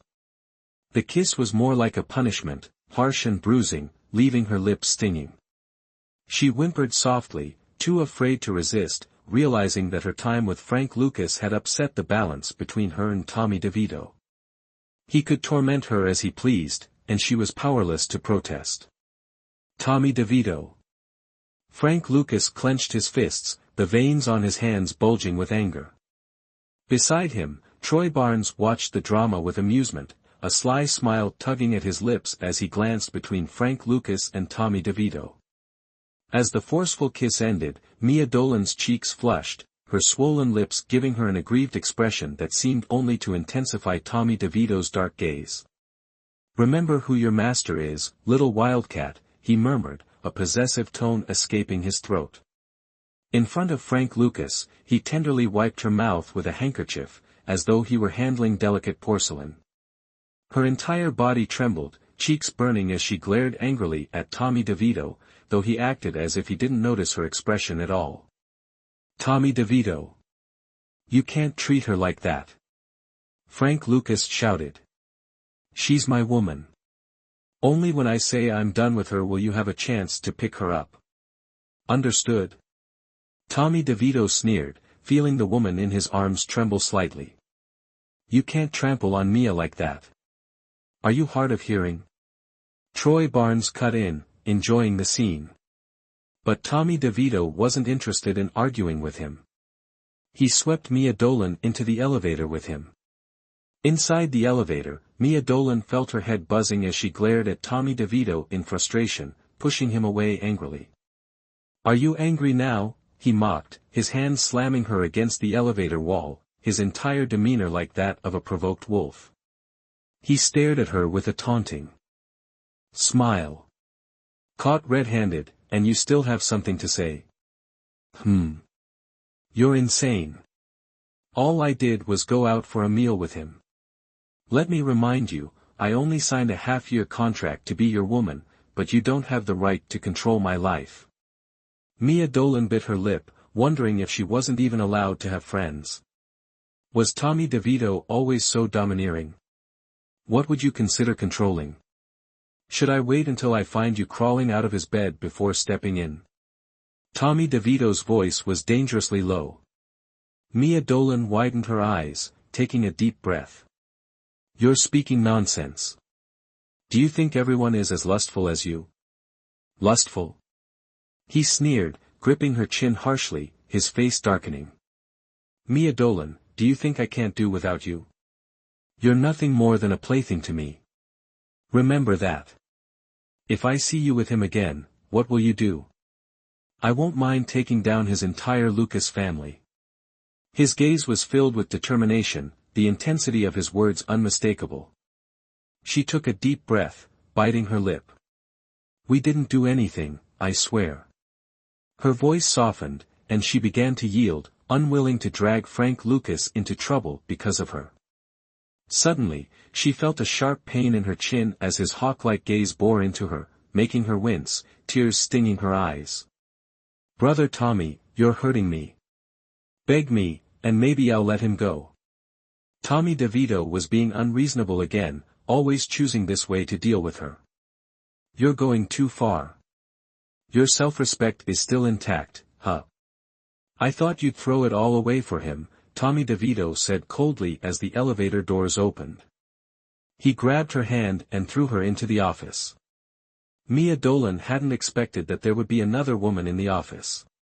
Regina George was sitting on a chair in a short dress, her face showing surprise at the sudden appearance of the other woman. But her surprise quickly turned to anger as she gritted her teeth and said, "Oh, you followed us here on purpose, didn't you? I had just met with Tommy, and you've already chased after him." "I did not." Mia Dolan muttered in frustration. Tommy DeVito threw her aside and coldly said, "Get out." Regina George looked displeased, shot Mia Dolan a fierce glare, then turned and left. In the large office, Tommy DeVito sat on the sofa, coldly watching the woman across from him who was rubbing her hands. Her long hair was slightly messy, falling over her shoulders. Her gaze was full of dissatisfaction, and her small lips were slightly pouted, making her look somewhat adorable. But thinking about her secretly meeting Frank Lucas again made him furious. Could it be that she still hadn't gotten over Frank Lucas? Did this meeting reignite everything? Then what was he to her? Taking a cigarette from a box, he lit it and took a strong drag. Brother Tommy, there's nothing improper between me and Frank Lucas. It's not what you think. Come here. Tommy DeVito patted the spot next to him. She hesitated for a moment before taking small steps toward him. When she was close enough, he pulled her forcefully into his arms. The familiar masculine scent enveloped her, bringing a deep sense of familiarity. Mia Dolan feared him, especially when he was angry. The look on his face was like he wanted to devour her. This time, she truly wanted to avoid conflict with him. Tommy DeVito's long, slender fingers tightened around her already swollen lips. In a cold tone, he asked, "Do you like him that much?"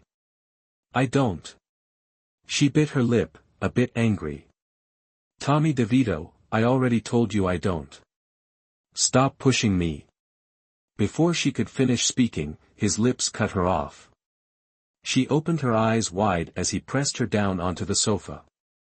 His lips were wild and rough, kissing and biting her, and instead of resisting, Mia Dolan gradually gave in. "Even if your heart isn't mine, your body better not betray me, understand?" His warm breath brushed her face, making her dizzy, as if the whole room was spinning. Just as his lips moved in again, she mustered all her strength, pushed Tommy DeVito away, and turned to the side, vomiting. Tommy DeVito's face grew darker as the sour stench filled the room. Suppressing his anger, he lifted her up and, seeing her pale face, felt a pang of pity. "Mia Dolan, does my kiss disgust you?" Mia Dolan was drained of strength, her head spinning, unable even to respond. "Damn it!" He cursed under his breath, "Troy Barnes, get in here." Troy Barnes entered with a cheeky smile. "Whoa, what's going on here?" He looked at Tommy DeVito in horror. "You didn't go overboard, did you?" "To the hospital." At the hospital, after a series of checks, it was revealed that Mia Dolan had a mild concussion. Tommy DeVito's face turned grim, his hands clenching into fists. "Boss, are you really not going to make a move? Your little lover's got a concussion," Troy Barnes teased, though a hint of scrutiny lurked in his gaze. He shot Troy Barnes a glare and said coolly, "She's not some weak woman." "Of course not. She's a cunning, calculating, selfish woman." "Boss, it's not too late to come to your senses," Troy Barnes advised, patting him on the shoulder. "That's just her facade. She's afraid of being abandoned." Tommy DeVito glanced at him. "So don't mess with her anymore." "Boss, you're totally blinded by your feelings. Are you actually in love with her?" Troy Barnes's words made Tommy DeVito's expression change slightly. He pressed his lips together, saying nothing. "Damn, this can't be real." "Boss, don't let her fake act fool you. She's no innocent rabbit, she's a gray wolf. A wolf that eats people." Troy Barnes shouted, exasperated. "Not kind." Tommy DeVito smirked, "I'm not exactly kind myself, so we're the same kind of people." The atmosphere in the villa was tense. Tommy DeVito placed his legs casually on the coffee table, a faint smile on his face, fingers swirling the cup of coffee next to him. The coffee aroma filled the air, pleasant yet stirring unease in Mia Dolan. Since returning from the hospital, he hadn't said a word to her. Though he appeared relaxed, his silent rage was palpable. Mia Dolan bit her lip and moved closer to him, gently tugging his shirt. "What is it?" His icy tone cut through the air, carrying an absolute chill, as if he were speaking to a stranger. Mia Dolan's heart sank, and she smiled slightly. "Brother Tommy, are you angry?" "What makes you think I'm angry?" Tommy DeVito asked back coldly, sipping his coffee, his piercing gaze as if it could see right through her. Mia Dolan instinctively shrank back, forcing a laugh. "If you're not angry, why act like this? It's so cold and scary. Getting pricked by rusty nails and beaten to a concussion has nothing to do with me. Mia Dolan, this path was your choice. No one else has any right to interfere. Tommy DeVito's words made her expression change slightly, biting her lip, her gaze turning resolute. You're right. I've never sought protection from anyone.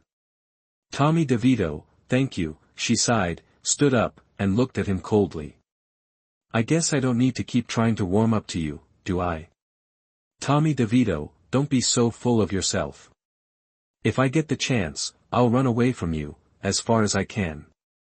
Tommy DeVito's hand clenched, a hint of coldness on his face. With a mocking smile, he looked at her sharply. Do you think Frank Lucas is your lifeline? You might end up poisoned before that. That's my business. Today I'm going to my grandfather's place. You have no objections, do you? With a cold snort, Mia Dolan picked up her bag and walked out. He said nothing, sitting there silently, as if he hadn't heard her at all. He was absolutely infuriated. He said he wouldn't care, yet the rage simmered inside. He knew exactly what kind of person Frank Lucas was, and if this foolish woman threw herself in again, would he really lose his chance? Annoyed, he kicked the blue and white porcelain vase beside him. It crashed to the ground, shattered, but he didn't stop Mia Dolan. Instead, he turned back to his room. Mia Dolan walked along the small road, feeling furious. The villa was far from the city, but just thinking of Tommy DeVito's annoying face made her even angrier. He was completely a domineering man. Everything had to be according to his wishes. But she was also a human being. She had the right to make friends, didn't she? After a long walk, she finally made it out of the villa area, only to see that the sky was overcast, and it looked like it was about to rain. Bad luck seemed to follow her everywhere. Would it start pouring soon? Biting her lip, she continued walking forward. She had no face to turn back now. She had already been humiliated enough in front of Tommy DeVito. She might as well keep a little dignity for herself. But as luck would have it, after barely 10 minutes, thunder began rumbling loudly. She shivered, summoning all her courage to move forward, inwardly cursing Tommy DeVito's ancestors. The wind howled around her, and her initial determination gradually turned into fear. Taking a deep breath, she stopped in place, hesitating for a while before finally deciding to turn back. A car slowly appeared in front of her, and a smile of relief crossed her face as she quickly ran toward it. The car door opened, revealing Mr. Thorne's eternally cold face. He said nothing, simply opening the door for Mia Dolan. Without hesitation, Mia Dolan stepped in and sat down. The car's strong air conditioning warmed her up immediately. But despite the spacious interior, she couldn't ignore the cold man sitting next to her. Tommy DeVito was focused on his laptop, seemingly unaware that she had even gotten into the car. He continued typing, even wearing a pair of gold-rimmed glasses that made him look softer than usual. Tommy DeVito, are you taking me home? Don't get the wrong idea, I just remembered I have some work to do at the office. Mia Dolan pouted, too tired to pay attention to this petty, moody man. She leaned back in her seat and pretended to sleep. Though she said she was going to her grandfather's house, it wasn't any less stressful than staying here because, with the secret she held in her heart, she always found it hard to face her grandfather. It felt like she was indebted to someone and couldn't face them properly. Mia, how is it that you always manage to drive me insane and leave me powerless against you? Tommy DeVito snapped his laptop shut with a clack and turned to look at her. His unexpected question left Mia Dolan stunned. She chuckled awkwardly, shaking her head, how would I know? Idiot. Tommy DeVito pinched her cheek, but even that didn't seem to satisfy him. Leaning in, he bit her lip, teasing it until it was swollen and red. Jerk. She glared at him, like a small animal ready to fight. But facing a sly fox like Tommy DeVito, she was no match. Little did she know how beautiful she looked, pouting and glaring like that. Outside, the thunder rumbled, and heavy rain began to pour. It was raining hard, yet Mia Dolan sensed a strange tension filling the air. They sat close enough that she could even smell the faint scent of mint on him. It seemed like he really liked that scent, along with a faint trace of tobacco. She knew, though, that Tommy DeVito didn't like to smoke and only did so when he was in a bad mood. Suddenly, he leaned toward her. She stiffened, raising her hands in surrender, looking at him in fear. "Am I that scary?" He smiled, tucking a stray strand of hair behind her ear, and, while she wasn't paying attention, lightly bit her earlobe. As expected, she froze, her cheeks flushing red in an instant. Outside, the rain poured down heavily, but inside the car, it was so warm that she felt almost hot. Her cheeks were rosy, like a ripe apple. "Tommy DeVito, are you crazy?" "We're supposed to be arguing," she exclaimed, biting her lip with an indignant look, as if truly angry. I still haven't forgiven you," he replied calmly, turning away as if nothing had happened. Mia Dolan was genuinely taken aback. She realized she could never fully understand Tommy DeVito's world, they didn't seem to live in the same one at all. "When you get home, remember to take your medicine," he reminded her casually, as if it didn't matter. Mia Dolan mimicked him with a snort but immediately felt a sharp pinch at her waist. This jerk dared to pinch her. "I know," she replied angrily, eager to get out of the car. After a brief silence, she spotted the familiar garden, and her spirits lifted immediately. "We're at Grandpa's house. Isn't it your home?" Her excitement vanished, and her face paled as she turned to glare at the cold man beside her. "Do you enjoy digging up others' pain?" "Tommy DeVito, don't you dare tell anyone my secret, or even as a ghost, I'll never forgive you." "Fine, then let's stay entangled forever, even in the afterlife as ghosts of the DeVito family, shall we?" He smiled slyly, like a fox, and casually held her chin, placing a kiss on her lips. Mia Dolan was furious at his nonsense, shoving his hand away and wiping her mouth with the back of her hand. "I don't want that." "You will," he said confidently. Only if she went mad would she fall for Tommy DeVito. Calming herself internally, she put on a fake smile and, ignoring the fact that it was still raining outside, abruptly opened the car door. In an instant, a gust of cold wind rushed in, and the pouring rain splashed onto Tommy DeVito's pant legs. "Mr. DeVito, rest assured, I won't stain the DeVito family's reputation. I'm a selfish, scheming, vile woman. You know that all too well, don't you? Goodbye." With that, she slammed the car door shut. Raindrops splattered on his face, his usually calm eyes deepened, and a self-deprecating smile curled his lips. Had he already lost control of his heart? He sighed, pressing a hand against his heart, feeling the familiar scar that reminded him of everything that had happened, of how dangerous Mia Dolan truly was. "Sir, where should we go?" "Let's go home." Tommy DeVito sighed, the self-mocking smile on his lips even more pronounced. He really was losing it. The ever-calm, self-assured man, humbling himself to look for her after a fight? And even lying about having work at the company? Since when did he care so much about a woman?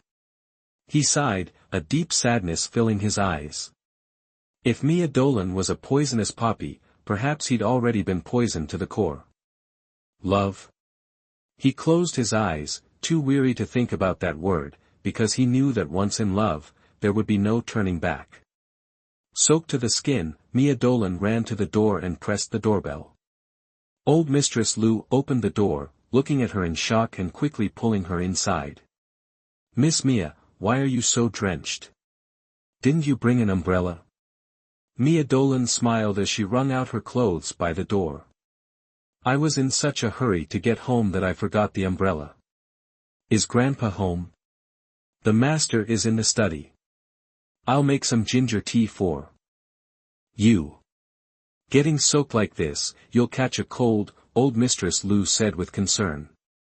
Mia Dolan smiled brightly and first went to her room for a hot bath and a change of clothes before heading to the study with a smile. Is this true? Standing at the door, she hadn't even entered when she heard her grandfather's voice coming from the study. Absolutely certain. Last time's incident at our company was Tommy DeVito's doing. Though we don't know his full intentions, it's clear that he wants to go against us. Ah. I can sense that Mia has some feelings for him. Don't bring up this matter anymore. Her grandfather's sigh sounded as if he had aged several years. Outside the door, Mia Dolan's face went rigid. So, the one behind her grandfather's company troubles was none other than Tommy DeVito? She took a deep breath, her expression turning dark. Although she'd suspected it, hearing the truth felt like something was stabbing her heart. It felt like she was a bringer of misfortune, causing trouble for her loved ones time and again. These troubles were all caused by Tommy DeVito pushing her, but he had gone after the people close to her, which was unforgivable. Knock, knock. A moment later, Mia Dolan gently knocked on the door. Grandpa, I'm home. The door quickly opened, and Lai Quan Jia nodded at her before stepping out. Mia Dolan walked in. The sunlight in the study was beautiful. Her grandfather was seated at his desk, smiling at her. Why didn't you call me when you were on your way? I would have sent someone to pick you up. Well, since I'm already home, calling wouldn't have made much difference. Mia Dolan smiled as she entered, but Mr. Dolan didn't notice her slightly uneasy expression. She sat across from Mr. Dolan, glanced at the contract on the desk next to him, then looked away, smiling. Grandpa, has your health improved? They're all just old problems, nothing serious. Still, you should take care of yourself, or I'll be worried. Mr. Dolan sighed, his face showing a trace of helplessness, muttering softly, I'm not too worried about myself, I just fear that one day when I'm gone, you'll be all alone in this world. What will you do? Grandpa, please don't say things like that. I'll be upset, Mia Dolan said sweetly, though a faint sorrow weighed down her heart. The company may still be running, but it's not like before, Mia. I want to see you happy while I'm still here. Her grandfather's words were clear. Her expression changed slightly, and she furrowed her brows. Now, telling her to find someone to marry, where would she even start looking? Tommy DeVito? Forget it. He'd already rejected the idea in front of her grandfather. That proud man would never agree to play this role with her. Grandpa, I can take care of myself. Well then, I can rest easy. But when will you start dating?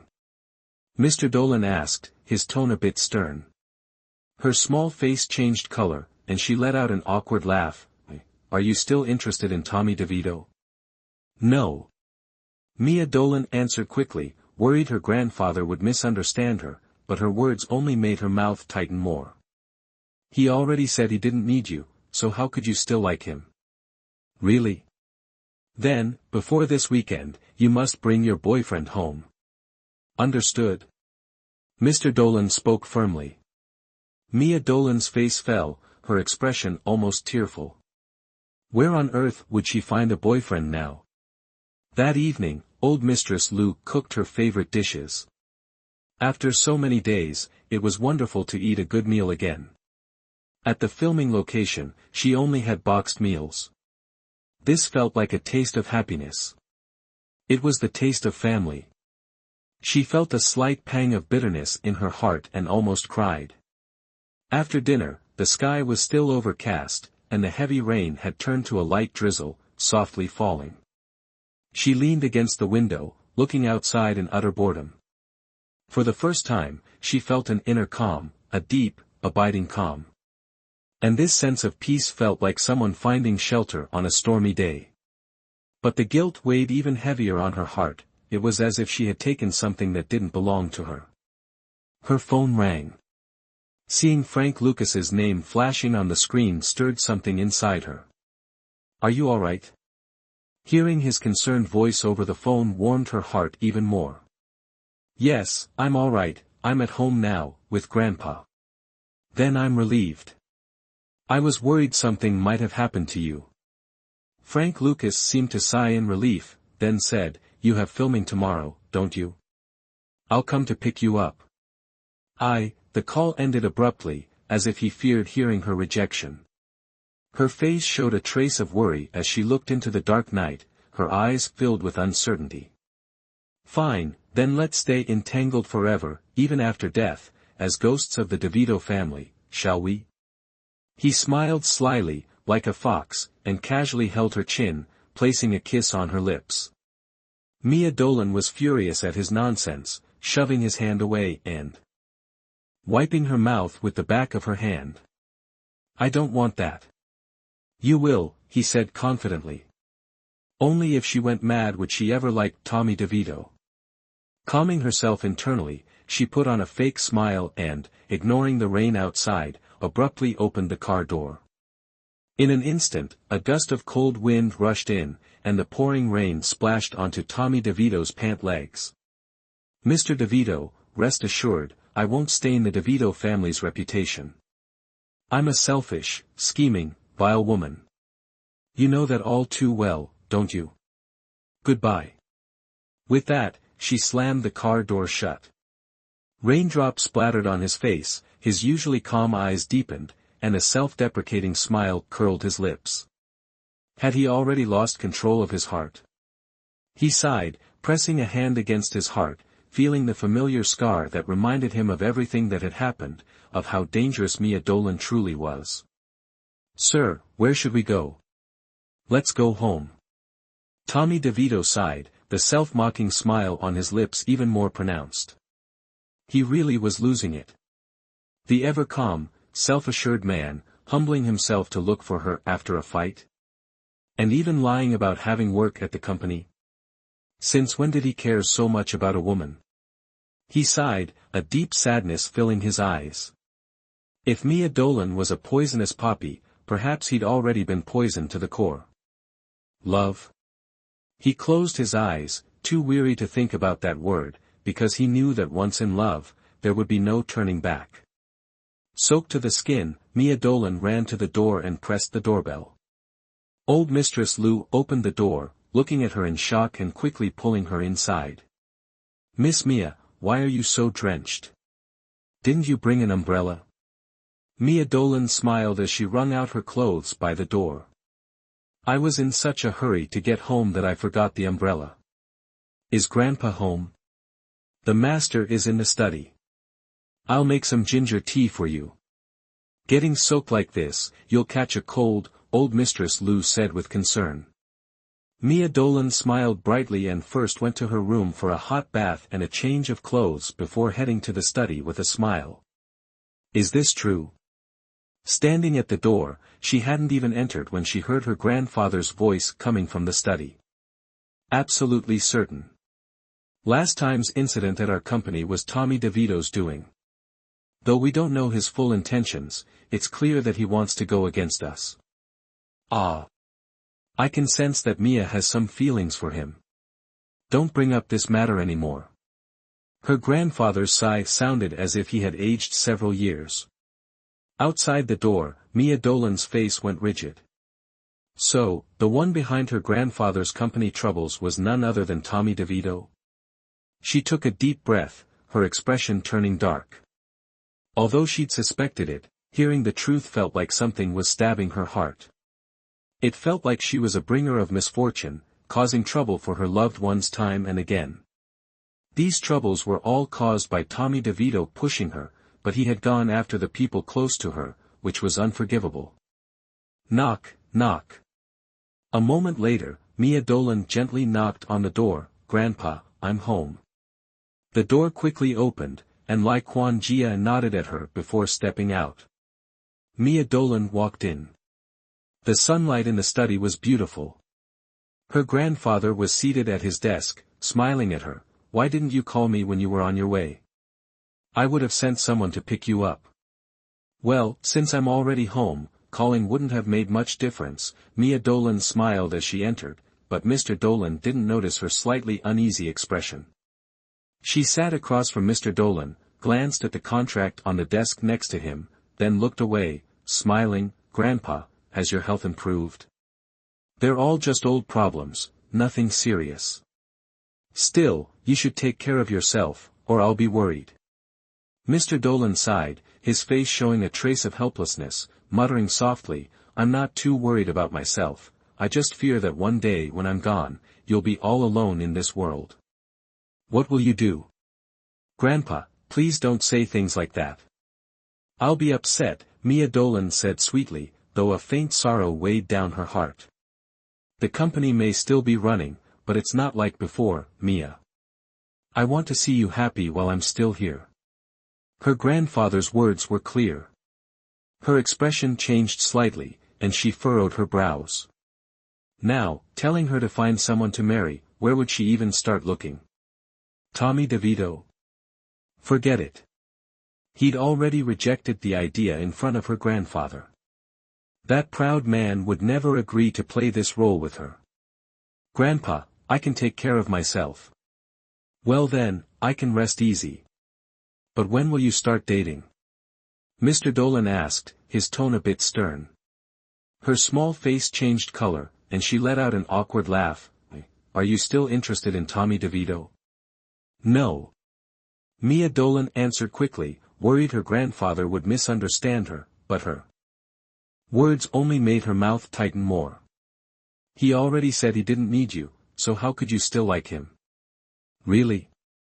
Then, before this weekend, you must bring your boyfriend home. Understood? Mr. Dolan spoke firmly. Mia Dolan's face fell, her expression almost tearful. Where on earth would she find a boyfriend now? That evening, old Mistress Lu cooked her favorite dishes. After so many days, it was wonderful to eat a good meal again. At the filming location, she only had boxed meals. This felt like a taste of happiness. It was the taste of family. She felt a slight pang of bitterness in her heart and almost cried. After dinner, the sky was still overcast, and the heavy rain had turned to a light drizzle, softly falling. She leaned against the window, looking outside in utter boredom. For the first time, she felt an inner calm, a deep, abiding calm. And this sense of peace felt like someone finding shelter on a stormy day. But the guilt weighed even heavier on her heart. It was as if she had taken something that didn't belong to her. Her phone rang. Seeing Frank Lucas's name flashing on the screen stirred something inside her. Are you all right? Hearing his concerned voice over the phone warmed her heart even more. Yes, I'm all right, I'm at home now, with Grandpa. Then I'm relieved. I was worried something might have happened to you. Frank Lucas seemed to sigh in relief, then said, You have filming tomorrow, don't you? I'll come to pick you up. The call ended abruptly, as if he feared hearing her rejection. Her face showed a trace of worry as she looked into the dark night, her eyes filled with uncertainty. She wasn't sure how long she had slept, but she vaguely felt someone undressing her. She jolted awake and, seeing the light still on, realized it was Tommy DeVito. He reeked of alcohol, his face was tense, and his movements were rough. She couldn't help but let out a small moan, but it had no effect on him. Everything continued as forcefully as before. Eventually, Mia Dolan stopped resisting. Fighting back would only lead to her getting hurt, there was no point. The night stretched on until dawn. When it finally ended, Tommy DeVito got out of bed and went into the bathroom. After a quick shower, he returned, pulled something from the living room, and threw it at Mia Dolan. A contract for you. Those cold words sent a chill through Mia Dolan's aching body. His rough treatment had left her feeling as though her limbs no longer belonged to her. Moreover, there had been no gentleness, more like he was venting his anger. She blinked in surprise, picking up the contract that he had thrown at her face. It was the half-year contract they had signed. What do you mean by this? I'm letting you go. He sat down, lit a cigarette, and smoked with an indifferent expression. A faint, almost disbelieving smile crossed Mia Dolan's face. You're joking, right? Do I look like I'm joking? I'm letting you go. Tommy DeVito spoke calmly, tear it up, and you're free to leave. You won't have to be bound to me anymore. Why? Isn't this what you wanted? Tommy DeVito replied nonchalantly, his gaze filled with absolute mockery. Haven't you always wanted to leave? Here's your chance. Mia Dolan bit her lip, her face showing a trace of hesitation as she worried about her grandfather's company and whether it would be affected. Don't worry, I won't touch the Dolan family business. I won't interfere again. His sudden change made Mia Dolan incredulous. Had he already grown tired of her in less than half a month? Dragging her weary body, she stuffed the contract into her bag, dressed, and slowly walked over to him. Thank you. Those two cold words carried no emotion as she slowly stepped outside. With their relationship over, there was no need for her to stay here any longer. It was only 5 in the morning, and the sky was still dark. She bit her lip and walked out. Without a coat, the cold seeped into her, and she walked slowly outside. She walked for an hour and a half before reaching the city.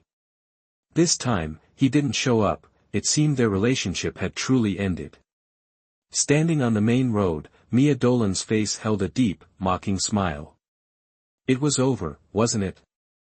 Although it had only lasted 2 weeks, it left her feeling utterly drained. On the villa balcony, Tommy DeVito leaned against the railing, quietly watching the small path leading away from the villa. Since Mia Dolan had stepped outside, he had remained there, watching her leave.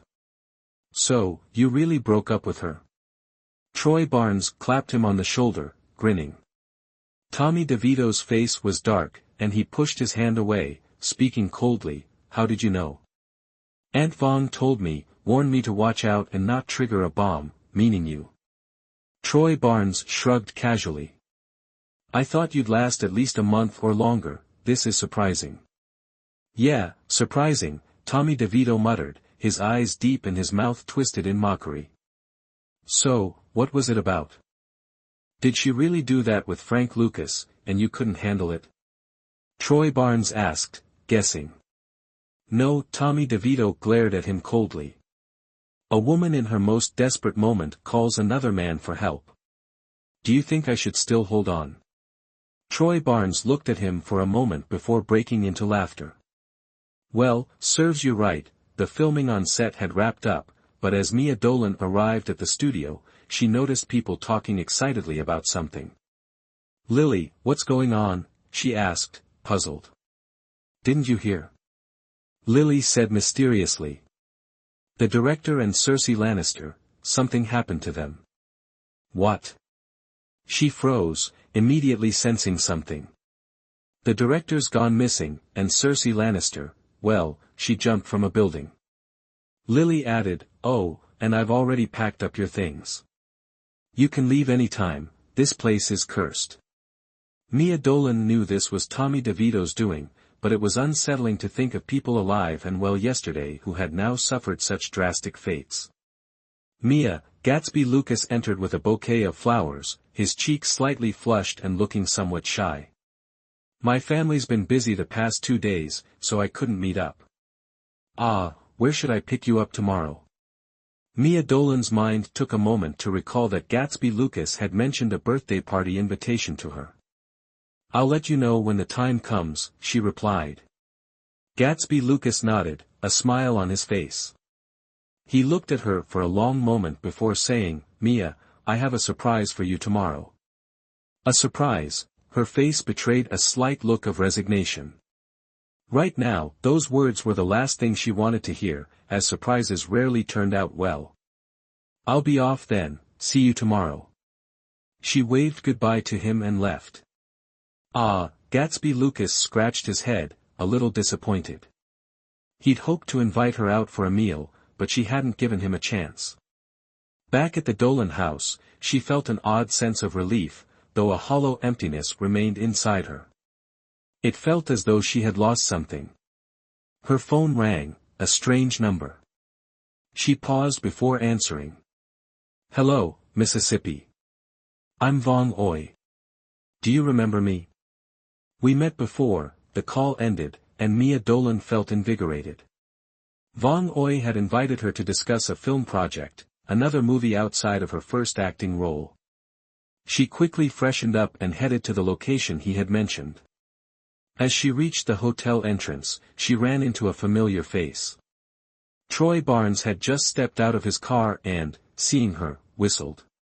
Well, even after being ditched by the boss, you're still putting on a brave face. Mia Dolan, you really do have a knack for keeping it together. What does this have to do with putting up a front? Mia Dolan replied calmly, feeling no warmth toward Troy Barnes. Every encounter with him ended with some kind of verbal sparring. Because you'll soon realize that without the boss's protection, you're nobody, he sneered, striding into the hotel. Mia Dolan rolled her eyes. She refused to believe she couldn't survive without Tommy DeVito. She didn't buy into that nonsense. In the private room booked by Vong Oi, she found that he wasn't alone. Mia Dolan, let me introduce you. This is producer Lai Hai. Mia Dolan nodded politely at him, but Lai Hai merely snorted and said nothing. After a brief discussion about the contract, they left. Walking out of the hotel lobby, she spotted a familiar group entering. Her steps faltered, and her gaze grew distant before she gave a faint smile. Tommy DeVito, what a coincidence. Tommy DeVito was with Regina George in his arms. He didn't glance her way, but his steps slowed, and he leaned down to kiss Regina George.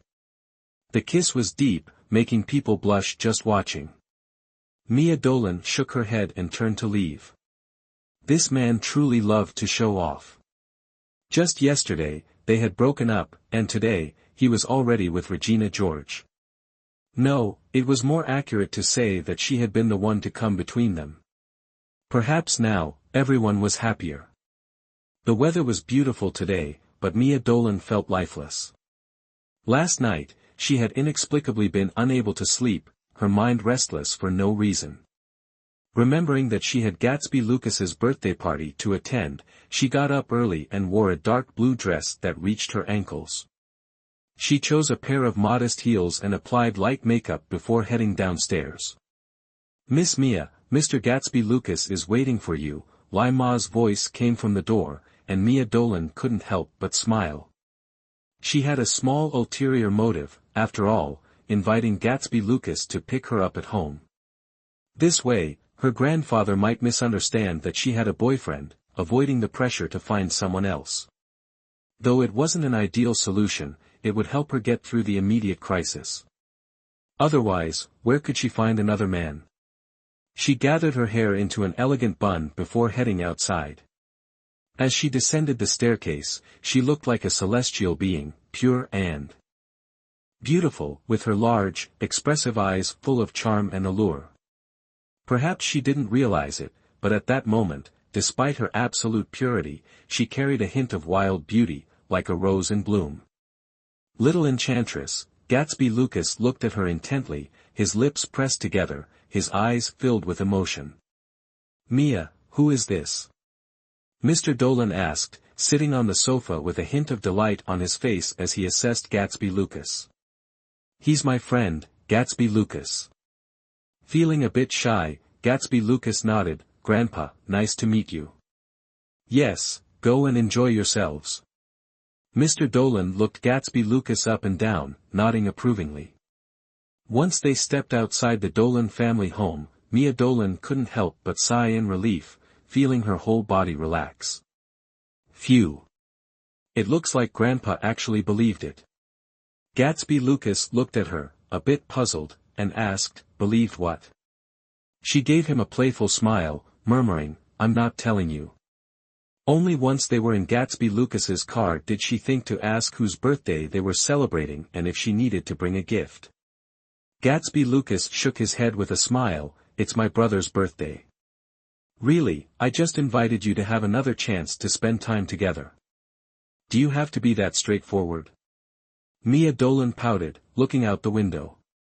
Her mood was complicated. When filming, she at least had something to do, but now that she was free, she felt a bit empty and bored.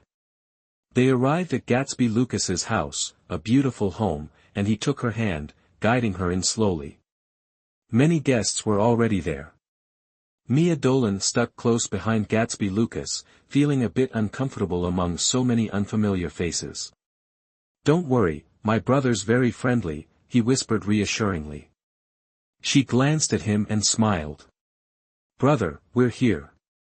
Gatsby Lucas called out loudly. She quickly turned, looking at the handsome figure descending the stairs. Her mind blanked for a moment as she realized today was indeed his birthday, and she had completely forgotten. And he was Gatsby Lucas's brother? She felt as if she were standing in a whirlwind. How could this be such a coincidence? Brother, let me introduce you to my future sister-in-law, Mia Dolan, Gatsby Lucas introduced with a playful air. Her face flushed red to the ears, and she glared at him, hurriedly clarifying, he's just joking. No, I'm serious, you just haven't agreed yet, he replied confidently. Mia Dolan carefully observed Frank Lucas's expression, feeling utterly embarrassed by the situation. She had forgotten his birthday and instead accepted Gatsby Lucas's invitation to his party. It felt incredibly awkward. Mia, so you know Gatsby? Frank Lucas's question revealed their connection, leaving Gatsby Lucas stunned as he looked between them, a mix of surprise and confusion on his face. Even more so, he was curious, what exactly was the relationship between the two?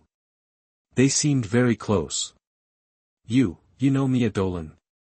Of course I do, Frank Lucas replied with a perfect smile, looking deeply at Mia Dolan. She's my first love. First love. It was such a beautiful term, but did it truly suit her? Mia Dolan took a deep breath, a bitter feeling rising within her as she bit her lip and shook her head. Frank, What I said is the truth, isn't it? Frank Lucas smiled, his gentle gaze solely focused on her, as if they were the only two people in the world. Gatsby Lucas's expression changed. Mia Dolan was his brother's first love. How could that be? The situation was truly uncomfortable. If he had known earlier, he would never have brought her here. For the first time, he was serious about a woman, hoping to avoid further complications. Frank, I'm sorry, I forgot your birthday, Mia Dolan said, biting her lip as she tried to suppress her embarrassment. You're always so carefree, I don't mind. Frank Lucas smiled, his eyes filled with warmth. The scene made Gatsby Lucas uneasy. He grabbed Mia Dolan's hand and looked at Frank Lucas. Brother, I'm taking her for a walk. He quickly led Mia Dolan away. The atmosphere grew tense, and Gatsby Lucas kept a serious expression. They walked into the garden, and an unusual silence fell over them. Mia Dolan looked at him, smiling. I didn't expect him to be your brother. We were together 3 years ago, but then we broke up. Sorry for making you both run into each other like that, it must have been awkward, Gatsby Lucas said, his voice tinged with regret. It's fine. In truth, they had already met again before, so this time didn't leave much of an impression. Still, it was surprising. Meeting Frank Lucas 3 years later was an unexpected event in her life. Well, how about I take you home? As he said this, Gatsby Lucas took her hand and led her out, only to bump into a woman wearing large sunglasses and dressed all in black.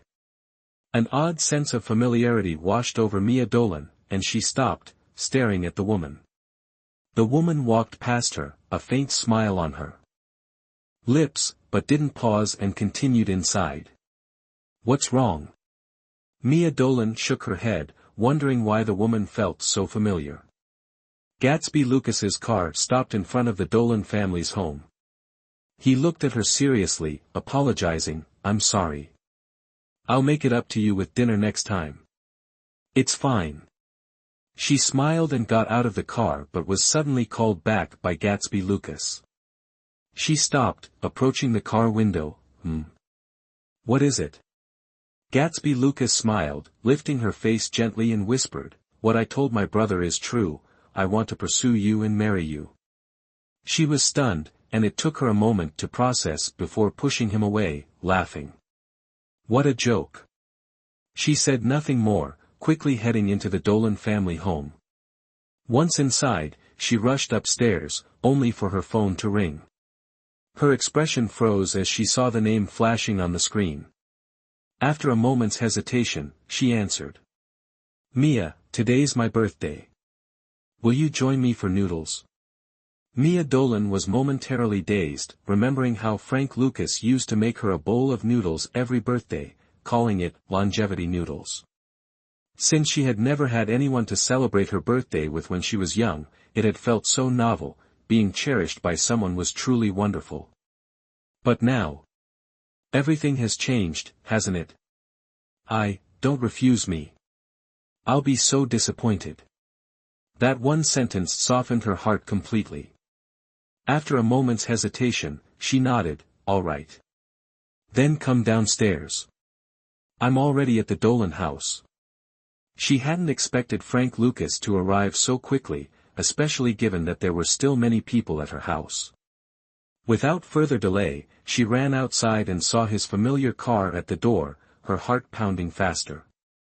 The car door opened, and Frank Lucas stepped out, smiling as he looked at her, slightly out of breath. Why the rush? He took out a tissue and gently wiped the sweat from her nose. Feeling slightly embarrassed, Mia Dolan instinctively pulled back a little. His hand paused, and he chuckled before opening the car door for her. Get in. Her face flushed red. She didn't know why she'd dodged his touch, but it left her feeling slightly awkward. Their interaction was too strange. Having noodles with her ex for his birthday? Lost in her thoughts, Frank Lucas leaned closer to her. She took a sharp breath and instinctively backed up, only to hear his soft, low chuckle by her ear. His long fingers reached over to buckle her seatbelt, and he lightly pinched her nose, murmuring, Why do I get the feeling you're afraid of me? No, I'm not. You're afraid of my touch. Frank Lucas's gaze deepened as he pressed his lips together. What are you afraid of? No, you're just overthinking it. Mia Dolan forced an awkward laugh, feeling the discomfort rise within her. He said nothing more, quietly driving on. Mia Dolan wasn't sure what their relationship was now. Were they just two friends having noodles together? Or was it something else? But if not friends, what could they be? She sighed softly, feeling her mind cluttered with confusing thoughts. They ended up at a simple restaurant, ordering 2 bowls of noodles and sitting quietly across from each other, not exchanging a word, just silently eating their noodles. Watching Frank Lucas enjoy his meal, she found herself smiling absent-mindedly. What's so funny? I was just thinking about the past. It feels like nothing has changed, everything is still the same. Mia Dolan couldn't help voicing her thoughts, though she felt a bit self-conscious afterward. Their expressions shifted subtly, and after finishing his noodles, Frank Lucas looked at her with a smile. Mia, do you still want to be with me? Her face froze, completely caught off guard by his question. He still wanted to be with her. She lowered her gaze, biting her lip and furrowing her brow, as though deeply contemplating something. Frank Lucas didn't press her, just quietly waiting for her answer. Why what? Frank Lucas smiled, gracefully wiping his mouth with a napkin. Why do you still want to be with me? Her bright eyes filled with confusion as she looked at him, her voice soft. Frank Lucas raised an eyebrow, watching her with a warm gaze, and said simply, because I like you. Even when she returned home, she still felt lightheaded. Frank Lucas said he still liked her. What was going on? Could the past really be so easily forgotten? She certainly hadn't forgotten, especially with everything that had happened with Tommy DeVito. As she got out of the car, she noticed a black car parked in front of the Dolan house. Her heart suddenly clenched, and a sense of unease washed over her. Wasn't that Tommy DeVito's car? Feeling uneasy, she hurried inside. Old Mistress Lou opened the door and smiled. Miss Mia, you're back. Mia Dolan nodded, a bit worried, and asked, do we have a guest? Mr. DeVito is here. He's been here for a while, playing chess with the master. Mia Dolan's face changed slightly. Of course, he was here. Hadn't he said they were done for good? Why was he here again? Her mood soured immediately as she slowly headed upstairs. Miss Mia, the master asked for you in the study. She paused and then nodded, making her way to the study. Opening the door, she saw the two men engrossed in a chess game. Her grandfather looked quite pleased, fully absorbed in the game and not even noticing her entrance. Tommy DeVito looked completely at ease, leaning back with a lazy smirk, seeming calm and composed as if he weren't playing chess at all. She quietly walked over, not saying a word, and poured 2 cups of tea, setting them aside. She placed a cup in front of Tommy DeVito, only for her hand to be caught by him as she tried to withdraw. Her breath hitched, and she looked up at him, eyes filled with confusion. They were in front of her grandfather, and he dared to hold her hand like this? He was being way too bold. I heard Mia went on a date with her boyfriend. What was meant to be a simple question sounded like a thunderclap coming from his mouth, striking Mia Dolan speechless. Her face changed slightly, and she glared at him, attempting to pull her hand away, but his grip was strong. There was no escape. What does it matter to you? Mia, her grandfather warned, don't be rude. It's him who's being rude, holding my hand and not letting go. She bit her lip, looking aggrieved, and forcefully yanked her hand free, retreating to her grandfather's side. Tommy DeVito chuckled, pretending not to care as he placed a chess piece in a losing position, allowing Mr. Dolan to seize the opportunity and deliver a decisive blow. I've lost, Tommy DeVito said calmly, his tone unperturbed. Her grandfather laughed heartily. Playing chess with Tommy is a real challenge, but quite enjoyable. Mia Dolan stood off to the side, glancing down with a sullen expression, biting her lip in frustration. By the way, Mia, are you really dating that boy, Gatsby Lucas? She froze, instinctively glancing at Tommy DeVito, only to find him not even looking at her, his gaze focused on the chessboard. Yes, we're seeing each other, Grandpa. I'm going to take a shower now. Once she left the study, she exhaled deeply, feeling a strange mix of relief and frustration. In her room, she had barely begun to take off her dress when she heard the door open. Old Mistress Lu. Do you need something? She asked absent-mindedly, continuing to undress. Tommy DeVito closed the door behind him, his gaze falling on her. As she was facing away from him, he could see her entire back.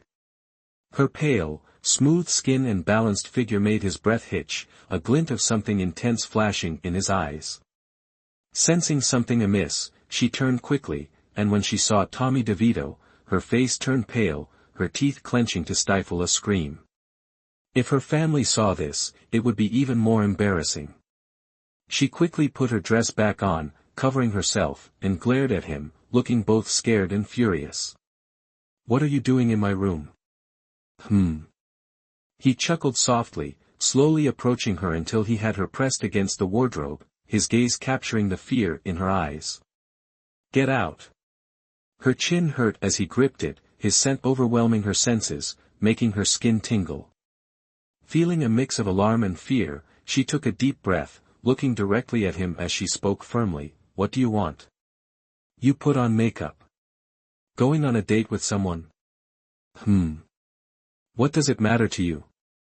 He leaned in even closer, his breath warm on her face, filling her with a nervous heat that made her afraid to breathe too hard, worried it might cross a line. I'm jealous. Those 3 words made Mia Dolan laugh scornfully, a joke, right? You're Tommy DeVito, the man at the top of the pyramid. If you wanted women, the women in a city would line up just for your attention. And you're saying you're jealous? Only a fool would believe that. Tommy DeVito silently watched her, his fingers gently brushing across her cheek, taking in her mocking expression. You went to see Frank Lucas. That single statement sent a wave of anxiety through her. She bit her lip, averting her gaze. Didn't you say you wanted to let go?